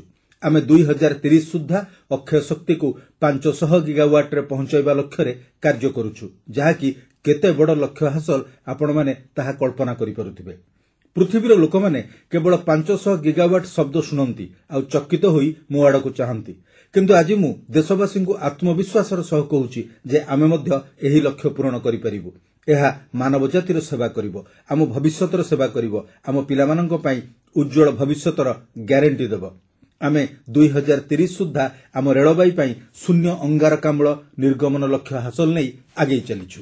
ସାଥୀଗଣ, ପ୍ରଧାନମନ୍ତ୍ରୀ ସୂର୍ଯ୍ୟଘର ମାଗଣା ବିଜୁଳି ଯୋଜନା ଏହାକୁ ଏକ ନୂତନ ଶକ୍ତି ଦେବାକୁ ଯାଉଛି ଏବଂ ଏହି ପରିବର୍ତ୍ତନର ଫଳ ମୋ ଦେଶର ସାଧାରଣ ପରିବାର, ବିଶେଷ କରି ମୋର ମଧ୍ୟବିତ୍ତ ବର୍ଗଙ୍କୁ ଦିଆଯାଇଛି, ଯେତେବେଳେ ସେମାନଙ୍କର ବିଜୁଳି ବିଲ୍ ମାଗଣା ହେବ। ବିଦ୍ୟୁତ୍ ଯାନର ଚାହିଦା ମଧ୍ୟ ବଢ଼ିବାରେ ଲାଗିଛି। ଯଦି କେହି ସୂର୍ଯ୍ୟଘର ଯୋଜନାରୁ ବିଜୁଳି ଉତ୍ପାଦନ କରନ୍ତି, ତେବେ ସେ ନିଜ ଗାଡ଼ି ପାଇଁ ଯାତ୍ରା ଖର୍ଚ୍ଚ ମଧ୍ୟ ହ୍ରାସ କରିପାରିବେ। ବନ୍ଧୁଗଣ, ଗ୍ରୀନ୍ ହାଇଡ୍ରୋଜେନ୍ ମିଶନ ହାତକୁ ନେଇ ବିଶ୍ୱସ୍ତରରେ ଆମେ ପେଣ୍ଠସ୍ଥଳୀ ହେବାକୁ ଯାଉଛୁ। ଏଥିପାଇଁ ନୀତି ପ୍ରସ୍ତୁତ ସହ ଏହାର କାର୍ଯ୍ୟକାରିତା ଉପରେ ଦ୍ରୁତ ଗତିରେ ପଦକ୍ଷେପ ନିଆହୋଇଛି ଏବଂ ଆମେ ଏକ ନୂତନ ଶକ୍ତି ଭାବରେ ସବୁଜ ହାଇଡ୍ରୋଜେନ୍ ଦିଗରେ ଆଗକୁ ବଢ଼ିବାକୁ ଚାହୁଁଛୁ। ବିଶ୍ୱ ତାପାୟନ ଏବଂ ଜଳବାୟୁ ପରିବର୍ତ୍ତନକୁ ନେଇ ଆମେ ଚିନ୍ତିତ। ଏହା ଭିତରେ ସବୁଜ ନିଯୁକ୍ତିର ବିପୁଳ ସମ୍ଭାବନା ରହିଛି। ସେଥିପାଇଁ ଆଗାମୀ ଦିନରେ ସବୁଜ ନିଯୁକ୍ତିର ଗୁରୁତ୍ୱ ବଢ଼ିଲେ ପ୍ରଥମେ ଏହାକୁ ହାସଲ କରିବା, ଦେଶର ଯୁବକମାନଙ୍କୁ ସୁଯୋଗ ଦେବା ଏବଂ ସବୁଜ ନିଯୁକ୍ତି ପାଇଁ ଏକ ବିଶାଳ କ୍ଷେତ୍ରକୁ ପ୍ରୋତ୍ସାହିତ କରିବା ଆମର ଲକ୍ଷ୍ୟ। ମୋର ପ୍ରିୟ ଦେଶବାସୀ, ଆଜି ସେହି ଯୁବକମାନେ ଏହି ତ୍ରିରଙ୍ଗା ପତାକା ତଳେ ଆମ ସହିତ ବସିଛନ୍ତି, ଯେଉଁମାନେ ଅଲିମ୍ପିକ୍ସ ଦୁନିଆରେ ଭାରତର ପତାକା ଉତ୍ତୋଳନ କରିଛନ୍ତି। 140 କୋଟି ଭାରତୀୟଙ୍କ ତରଫରୁ ମୁଁ ମୋ ଦେଶର ସମସ୍ତ କ୍ରୀଡ଼ାବିତ୍ଙ୍କୁ ଅଭିନନ୍ଦନ ଜଣାଉଛି। ମୋର ଆତ୍ମବିଶ୍ୱାସ ରହିଛି, ନୂତନ ସ୍ୱପ୍ନ ଓ ନୂତନ ସଂକଳ୍ପ ସହିତ ନୂତନ ଲକ୍ଷ୍ୟ ହାସଲ କରିବା ପାଇଁ ସେମାନଙ୍କୁ ଶୁଭେଚ୍ଛା ଜଣାଉଛି। ଆଗାମୀ କିଛି ଦିନ ମଧ୍ୟରେ ପାରା ଅଲିମ୍ପିକ୍ସ ପାଇଁ ଭାରତର ଏକ ବଡ଼ ଦଳ ପ୍ୟାରିସ୍ ଅଭିମୁଖେ ଯାତ୍ରା କରିବ। ମୁଁ ମୋର ସମସ୍ତ ପାରା ଅଲିମ୍ପିକ୍ସ କ୍ରୀଡ଼ାବିତ୍ଙ୍କୁ ମଧ୍ୟ ଶୁଭେଚ୍ଛା ଜଣାଉଛି। ବନ୍ଧୁଗଣ, ଭାରତ G20 ସମ୍ମିଳନୀ ଆୟୋଜନ କରିଥିଲା ଏବଂ ଭାରତର ଅନେକ ସହର ମଧ୍ୟ ଏଥିରେ ସଂଶ୍ଳିଷ୍ଟ ହୋଇଥିଲା। 200ରୁ ଅଧିକ କାର୍ଯ୍ୟକ୍ରମ ଅନୁଷ୍ଠିତ ହୋଇଥିଲା। ପୂର୍ବରୁ ସମଗ୍ର ବିଶ୍ୱରେ G20ର ଏତେ ବ୍ୟାପକ ଆକାରରେ କାର୍ଯ୍ୟକ୍ରମ ହୋଇନଥିଲା। ଏହା ଗୋଟିଏ କଥା ପ୍ରମାଣିତ କରିଛି ଯେ ଭାରତରେ ସବୁଠାରୁ ବଡ଼ କାର୍ଯ୍ୟକ୍ରମ ଆୟୋଜନ କରିବାର ଶକ୍ତି ରହିଛି। ଭାରତରେ ଯେକୌଣସି ବ୍ୟକ୍ତିଙ୍କ ଆତିଥେୟତାର ସର୍ବାଧିକ ସମ୍ଭାବନା ରହିଛି। ଯଦି ଏହା ପ୍ରମାଣିତ ହୋଇଛି ତେବେ ବନ୍ଧୁଗଣ 2036 ଅଲିମ୍ପିକ୍ସ ମୋ ଦେଶର ମାଟିରେ ଆୟୋଜନ ହେବା ଆମର ସ୍ୱପ୍ନ ଏବଂ ଏଥିପାଇଁ ଆମେ ପ୍ରସ୍ତୁତ ହେଉଛୁ। ସାଥୀଗଣ, ସମାଜର ତୃଣମୂଳ ସ୍ତରର ଲୋକଙ୍କ ପ୍ରତି ଆମର ସାମାଜିକ ଦାୟିତ୍ୱ ରହିଛି। ଯଦି କେହି ପଛରେ ପଡ଼ିଯାଏ ତେବେ ତାହା ଆମର ପ୍ରଗତିର ଗତିକୁ ହ୍ରାସ କରିଥାଏ ଏବଂ ସେଥିପାଇଁ ଆମେ ଆଗକୁ ବଢ଼ିବାକୁ ଚାହୁଁଛୁ। ତେବେ ମଧ୍ୟ ପଛୁଆବର୍ଗଙ୍କୁ ଏକାଠି ଆଣି ଆଗେଇବା ଦ୍ୱାରା ଆମକୁ ସଫଳତା ମିଳିବ। ଆଉ ସେଥିପାଇଁ ଆଜି ବି ଆମ ସମାଜରେ ଯେଉଁ ସବୁ ଅଞ୍ଚଳ ପଛରେ ରହିଯାଇଛି, ଯେଉଁ ସମାଜ ପଛରେ ରହିଛି, ଯେଉଁ ସମାଜ ପଛରେ ପଡ଼ିଯାଇଛି, ଯେଉଁମାନେ ପଛରେ ପଡ଼ିଯାଇଛନ୍ତି, ଆମର କ୍ଷୁଦ୍ର କୃଷକ, ଆମ ଜଙ୍ଗଲରେ ରହୁଥିବା ଆଦିବାସୀ ଭାଇ ଭଉଣୀ, ଆମ ମା ଭଉଣୀ, ଆମର ଶ୍ରମିକ ଓ ଆମର ଶ୍ରମିକ ସାଥୀ ସମସ୍ତଙ୍କୁ ଆମ ସହ ସମକକ୍ଷ କରିବା ପାଇଁ ଆମକୁ ଯଥାସମ୍ଭବ ପ୍ରୟାସ କରିବାକୁ ପଡ଼ିବ। କିନ୍ତୁ ବର୍ତ୍ତମାନ ଆମେ ଦ୍ରୁତ ଗତିରେ ଆଗଉଛୁ ଏବଂ ଏହାକୁ ଆମକୁ ଅଧିକ ଦିନ ପର୍ଯ୍ୟନ୍ତ କରିବାକୁ ପଡ଼ିବ ନାହିଁ। ଖୁବ୍ ଶୀଘ୍ର ସେମାନେ ଆମ ପାଖରେ ପହଞ୍ଚିବେ, ଆମ ସହିତ ସମକକ୍ଷ ହେବେ। ଫଳରେ ଆମର ଶକ୍ତି ବହୁ ପରିମାଣରେ ବୃଦ୍ଧି ପାଇବ। ଆମକୁ ଏହି କାର୍ଯ୍ୟ ବହୁତ ସମ୍ବେଦନଶୀଳତାର ସହ କରିବାକୁ ପଡ଼ିବ। ମୁଁ ବିଶ୍ୱାସ କରେ ଯେ ସମ୍ବେଦନଶୀଳତା ଦୃଷ୍ଟିରୁ ଏହାଦ୍ୱାରା ବଡ଼ ସୁଯୋଗ ଆଉ କ'ଣ ହୋଇପାରେ। ଆମେ ଜାଣିଛୁ ଯେ 1857 ସ୍ୱାଧୀନତା ସଂଗ୍ରାମ ପୂର୍ବରୁ ଆମ ଦେଶର ଜଣେ ଆଦିବାସୀ ଯୁବକ ଥିଲେ ଯିଏ ଇଂରେଜକୁ ନାକେଦମ କରୁଥିଲେ। 20-22 ବର୍ଷ ବୟସରେ ସେ ବ୍ରିଟିଶମାନଙ୍କୁ ଅଣନିଶ୍ୱାସୀ କରିଦେଉଥିଲେ, ଯାହାଙ୍କୁ ଆଜି ଲୋକମାନେ ଭଗବାନ ବିର୍ସା ମୁଣ୍ଡା ଭାବରେ ପୂଜା କରନ୍ତି। ଭଗବାନ ବିର୍ସା ମୁଣ୍ଡାଙ୍କ 150ତମ ଜୟନ୍ତୀ ଆସୁଛି। ଏହା ଆମ ସମସ୍ତଙ୍କ ପାଇଁ ପ୍ରେରଣାର ଉତ୍ସ ହେଉ। ଭଗବାନ ବିର୍ସା ମୁଣ୍ଡାଙ୍କଠାରୁ ବଡ଼ ପ୍ରେରଣା କିଏ ହୋଇପାରେ? ଆସନ୍ତୁ ଭଗବାନ ବିର୍ସା ମୁଣ୍ଡାଙ୍କ 150ତମ ଜୟନ୍ତୀ ପାଳନ ବେଳେ ସମାଜର ପ୍ରତ୍ୟେକ ବ୍ୟକ୍ତି, ଗରିବ, ଅବହେଳିତ, ପଛୁଆବର୍ଗ, ଆଦିବାସୀଙ୍କୁ ସାଙ୍ଗରେ ନେଇ ଆଗକୁ ବଢ଼ିବାକୁ ହେବ। ମୋର ପ୍ରିୟ ଦେଶବାସୀଗଣ, ଆମେ ସଂକଳ୍ପ ନେଇ ଆଗକୁ ବଢ଼ୁଛୁ, କିନ୍ତୁ ଏହା ମଧ୍ୟ ସତ ଯେ କିଛି ଲୋକ ଅଛନ୍ତି ଯେଉଁମାନେ ପ୍ରଗତି ଦେଖିପାରୁନାହାନ୍ତି, ଯେଉଁମାନେ ନିଜ ପାଇଁ ଭଲ ନ ହେଲେ ଭାରତର କଲ୍ୟାଣ ବିଷୟରେ ଚିନ୍ତା କରିପାରନ୍ତି ନାହିଁ। ସେମାନେ କାହାର କଲ୍ୟାଣକୁ ପସନ୍ଦ କରନ୍ତି ନାହିଁ। ଏଭଳି ବିକୃତ ମାନସିକତାରେ ପରିପୂର୍ଣ୍ଣ ଲୋକଙ୍କ ଅଭାବ ନାହିଁ। ଏଭଳି ଲୋକଙ୍କଠାରୁ ଦେଶକୁ ଏଡ଼ାଇବାକୁ ପଡ଼ିବ। ସେମାନେ ନିରାଶାବାଦୀ ଲୋକ। ଯେତେବେଳେ ଏତେ ଗୁଡ଼ାଏ ନିରାଶା ବଢ଼ିଯାଏ ସେତେବେଳେ ଏହା ବିନାଶର କାରଣ ପାଲଟିଯାଏ। ଏହା ଅରାଜକତାର ବାଟ ନେଇଥାଏ ଏବଂ ତାପରେ ଦେଶ ଏତେ ବଡ଼ କ୍ଷତି ସହିଥାଏ ଯାହାର ଭରଣା ପାଇଁ ଆମକୁ ନୂତନ ଭାବେ କାମ କରିବାକୁ ପଡ଼ିଥାଏ। ଏହି ନିରାଶା ବିନାଶର ଚିରସ୍ଥାୟୀ ବର୍ଷର ସ୍ୱପ୍ନ ଦେଖୁଛି, ପରିସ୍ଥିତିକୁ ସଂଯୋଗ କରିବାକୁ ଚେଷ୍ଟା କରୁଛି। ଆମକୁ ଏହାକୁ ବୁଝିବାକୁ ପଡ଼ିବ। କିନ୍ତୁ ମୁଁ ଦେଶବାସୀଙ୍କୁ କହିବାକୁ ଚାହୁଁଛି ଯେ ଯେଉଁମାନେ ବିପରୀତ ମାର୍ଗରେ ଯାଉଛନ୍ତି ସେମାନଙ୍କ ହୃଦୟ ଜିତି ଆମେ ଆମର ଉତ୍ତମ ଉଦ୍ଦେଶ୍ୟ, ଆମର ସଚ୍ଚୋଟତା, ଦେଶ ପ୍ରତି ଆମର ସମର୍ପଣ ସହିତ ଦେଶକୁ ଆଗକୁ ନେବାର ସଂକଳ୍ପରେ କେବେ ପଛଘୁଞ୍ଚା ଦେବୁ ନାହିଁ। ଏହା ମୁଁ ବିଶ୍ୱାସ କରିବାକୁ ଚାହୁଁଛି। ବନ୍ଧୁଗଣ, ଆମ ପାଇଁ ଅସଂଖ୍ୟ ଆହ୍ୱାନ ରହିଛି। ଆହ୍ୱାନ ଆମ ଭିତରେ ଅଛି ଏବଂ ବାହାରେ ମଧ୍ୟ ଅଛି। ଆମେ ଶକ୍ତିଶାଳୀ ହେବା ସହିତ ଆମର ସୁଯୋଗ ବଢ଼ିବା ସହିତ ଆହ୍ୱାନ ମଧ୍ୟ ବଢ଼ିବାକୁ ଯାଉଛି। ବାହାରେ ଆହ୍ୱାନଗୁଡ଼ିକ ବୃଦ୍ଧି ପାଇବାକୁ ଯାଉଛି ଏବଂ ମୁଁ ଏହା ବିଷୟରେ ଭଲ ଭାବରେ ଅବଗତ ଅଛି। କିନ୍ତୁ ମୁଁ ଏଭଳି ଶକ୍ତିମାନଙ୍କୁ କହିବାକୁ ଚାହୁଁଛି ଯେ ଭାରତର ବିକାଶ କାହା ପାଇଁ ବିପଦ ଆଣିନଥାଏ।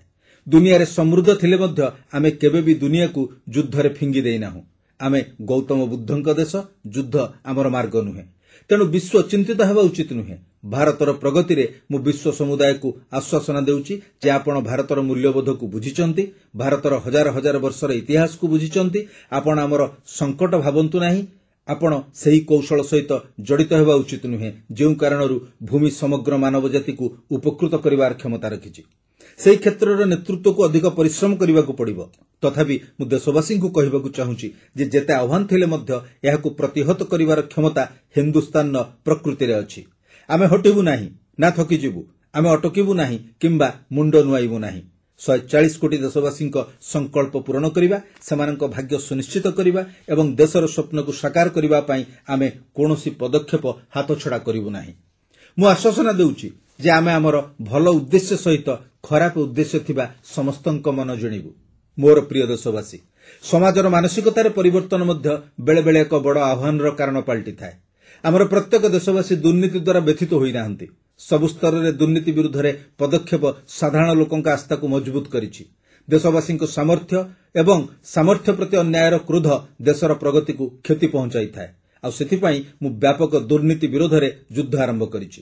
ମୁଁ ଜାଣେ ଯେ ମୋତେ ଦେୟ ଦେବାକୁ ପଡୁଛି, କିନ୍ତୁ ଏହା ଦେଶଠାରୁ ବଡ଼ ହୋଇପାରିବ ନାହିଁ। ମୋର ସ୍ୱପ୍ନ ଦେଶର ସ୍ୱପ୍ନଠାରୁ ବଡ଼ ହୋଇପାରିବ ନାହିଁ। ତେଣୁ ସଚ୍ଚୋଟତାର ସହ ଦୁର୍ନୀତି ବିରୋଧରେ ମୋର ଲଢ଼େଇ ଦ୍ରୁତଗତିରେ ଜାରି ରହିବ ଏବଂ ଦୁର୍ନୀତିଗ୍ରସ୍ତଙ୍କ ବିରୋଧରେ ନିଶ୍ଚିତ କାର୍ଯ୍ୟାନୁଷ୍ଠାନ ଗ୍ରହଣ କରାଯିବ। ମୁଁ ଦୁର୍ନୀତିଗ୍ରସ୍ତଙ୍କ ପାଇଁ ଭୟର ବାତାବରଣ ସୃଷ୍ଟି କରିବାକୁ ଚାହୁଁଛି, ଯାହାଦ୍ୱାରା ମୋତେ ଦେଶର ସାଧାରଣ ଲୋକଙ୍କୁ ଲୁଟ୍ କରିବାର ପରମ୍ପରାକୁ ବନ୍ଦ କରିବାକୁ ପଡ଼ିବ। କିନ୍ତୁ ସବୁଠାରୁ ବଡ଼ ନୂଆ ଆହ୍ୱାନ ହେଉଛି ଦୁର୍ନୀତିଗ୍ରସ୍ତଙ୍କ ମୁକାବିଲା କରିବା। କିନ୍ତୁ ସାମାଜିକ ଜୀବନର ସର୍ବୋଚ୍ଚ ସ୍ତରରେ ଯେଉଁ ପରିବର୍ତ୍ତନ ଆସିଛି, ତାହା ମଧ୍ୟ ସମାଜ ପାଇଁ ସବୁଠାରୁ ବଡ଼ ଆହ୍ୱାନ ଏବଂ ସବୁଠାରୁ ବଡ଼ ଚିନ୍ତାର ବିଷୟ। କେହି କଳ୍ପନା କରିପାରିବେ କି ମୋ ନିଜ ଦେଶରେ ଏତେ ମହାନ ସମ୍ବିଧାନ ଥାଇ ମଧ୍ୟ କିଛି ଲୋକ ବାହାରକୁ ଆସୁଛନ୍ତି, ଯେଉଁମାନେ ଦୁର୍ନୀତିଗ୍ରସ୍ତ ହେଉଛନ୍ତି। ସେମାନେ ଖୋଲାଖୋଲି ଭାବେ ଦୁର୍ନୀତିକୁ ପ୍ରଶଂସା କରୁଛନ୍ତି।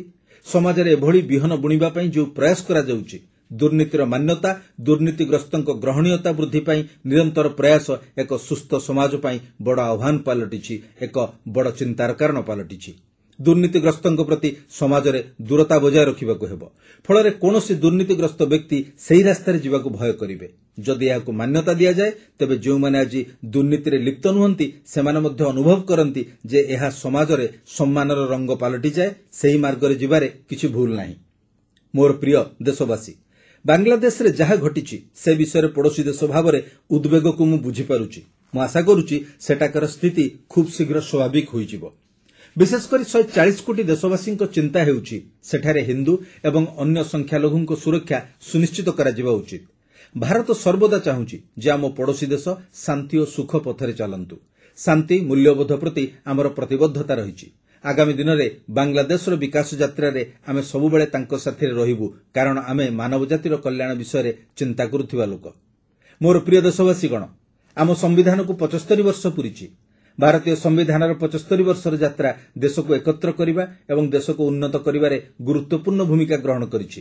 ଆମ ଦେଶର ସମ୍ବିଧାନ ଭାରତର ଗଣତନ୍ତ୍ରକୁ ସୁଦୃଢ଼ କରିବାରେ ଗୁରୁତ୍ୱପୂର୍ଣ୍ଣ ଭୂମିକା ଗ୍ରହଣ କରିଛି। ଆମ ସମ୍ବିଧାନ ଆମ ଦେଶର ଦଳିତ, ଶୋଷିତ ଏବଂ ବଞ୍ଚିତମାନଙ୍କୁ ସୁରକ୍ଷା ପ୍ରଦାନ କରିବାରେ ଏକ ମହାନ କାର୍ଯ୍ୟ କରିଛି। ଏବେ ଯେତେବେଳେ ଆମେ ସମ୍ବିଧାନର 75 ବର୍ଷ ପୂର୍ତ୍ତି ପାଳନ କରିବାକୁ ଯାଉଛୁ, ସେତେବେଳେ ଆମ ଦେଶବାସୀଙ୍କ ପାଇଁ ସମ୍ବିଧାନରେ ନିର୍ଦ୍ଦିଷ୍ଟ କର୍ତ୍ତବ୍ୟବୋଧ ଉପରେ ଗୁରୁତ୍ୱ ଦେବା ଅତ୍ୟନ୍ତ ଜରୁରୀ।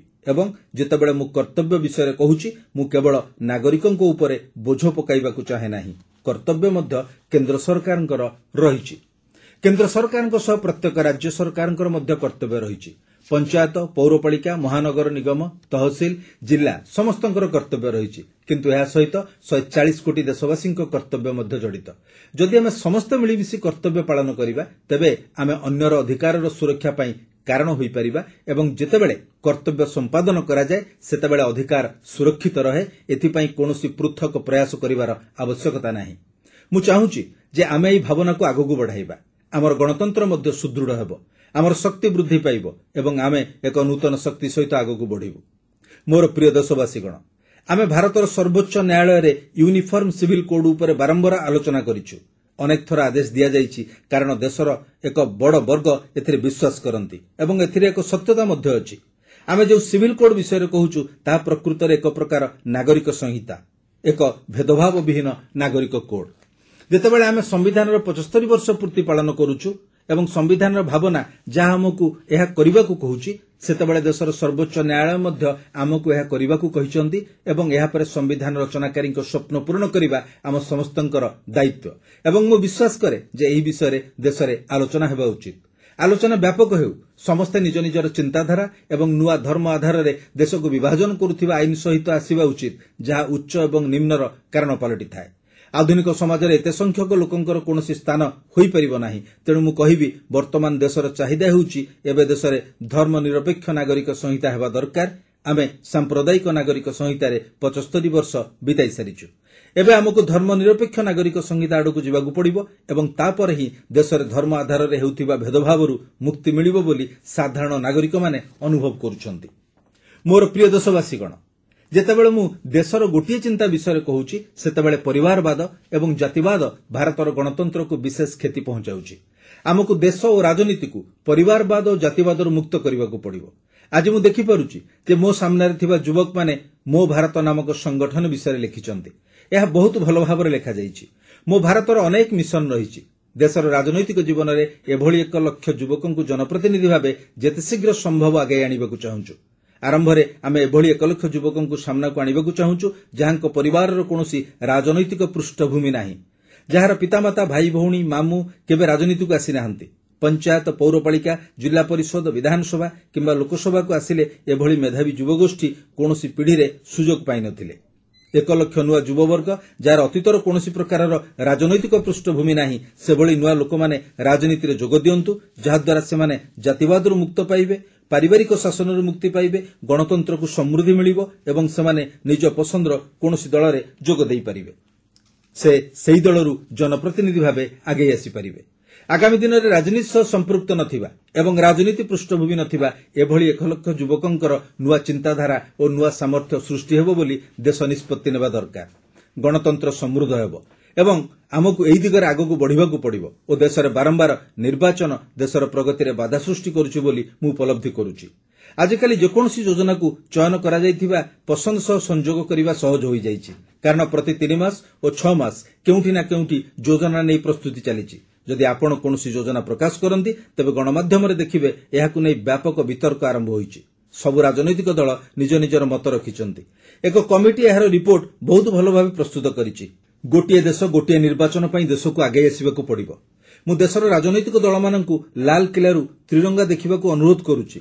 देशर संविधान को बुझुथिबा लोकन को अनुरोध करूछि जे भारतर प्रगति पई आमे गोटिए देश गोटिए निर्वाचन स्वप्न को साकार करबा पई आगे आसीबा उचित, जहाद्वारा भारतर संबल को साधारण लोकंक पई उपयोग करा जाई परिबो। मोर प्रिय देशवासीगण, 2047 विकसित भारत आमको अपेक्षा करिछि। प्रतिबंधक और आह्वान को अतिक्रम करी दृढ़ संकल्प नै आगको बढ़िबाकू एही देश प्रतिश्रुतिबद्ध। बंधुगण, मु स्पष्ट भाव रे देखि पारुछि जे मो चिंताधारा रे कोनोसी द्विधा नाही, मो स्वप्न सामना कोनोसी प्रतिबंधक नाही। 140 कोटी देशवासी कठिन परिश्रम जोगु आम पूर्वपुरुषଙ୍କ रक्त आम शिरारे थिबा मु स्पष्ट भाव रे देखि पारुछि। जदि एही 40 कोटी युववर्ग स्वाधीनतार स्वप्न पूरण करि परिबे तबे 140 कोटी देशवासी एक समृद्ध भारतर स्वप्न को काहेकि साकार न करि परिबे। मु पूर्वरु मध्य कहितिली जे मो तृतीय पाळी रे देश विश्वर तृतीय अर्थनीति रे परिणत हेबो, किंतु मु 3 गुण द्रुत गति रे काम करिवि, 3 गुण व्यापक काम करिवि, जहाद्वारा देश पई स्वप्न अति निकटरु पूरण हेबो। मोर प्रत्येक मुहूर्त देश पई, मोर प्रत्येक कणिका भारत माता पई एवं एही प्रतिबद्धता सहित आसंतु अहोरात्र काम करिबा एवं 2047 विकसित भारत स्वप्न को साकार करबा पई मु देशवासी को आह्वान करूछि। आमर पूर्वपुरुष जो स्वप्न देखिथिले जे 21 शताब्दी रे भारतर शताब्दी हेबो, सेही शताब्दी रे आमे एक सुवर्ण भारत सृष्टि करि परिबा। आमे सेही शताब्दी रे भारतर विकास करी सेही स्वप्न को साकार करी आगको बढ़िबा उचित एवं स्वाधीन भारतर 75 वर्षर यात्रा परे एक नूतन माइल खुंट स्थापन करि परिबा। आमे कोनोसी प्रयास छाडिबा उचित नुहे। मु आपनको आश्वासन देउछि, आपण माने मते देइथिबा दायित्व पई मु कोनोसी प्रयास छाडिबि नाही। कठिन परिश्रम रे मु केबे पछरे पड़िबि नाही। मु हसिबाकू केबे पछघुंचा देबि नाही। आह्वान मुकाबिला करबाकू मु केबे भय करे नाही, कारण मु देशवासींक पई बंचिछि, मु तुममानक भविष्यत पई बंचिछि, मु भारतर उज्जवल भविष्यत पई बंचिछि। स्वप्न को साकार करबा पई जातीय पताकार छाया तळे त्रिरंगार छाया तळे संकल्प नै आमे आगकू बढ़ोछु। आसंतु मो सहित कहंतु, भारत माता की जय, भारत माता की जय, भारत माता की जय। वंदे मातरम, वंदे मातरम, वंदे मातरम। जय हिंद।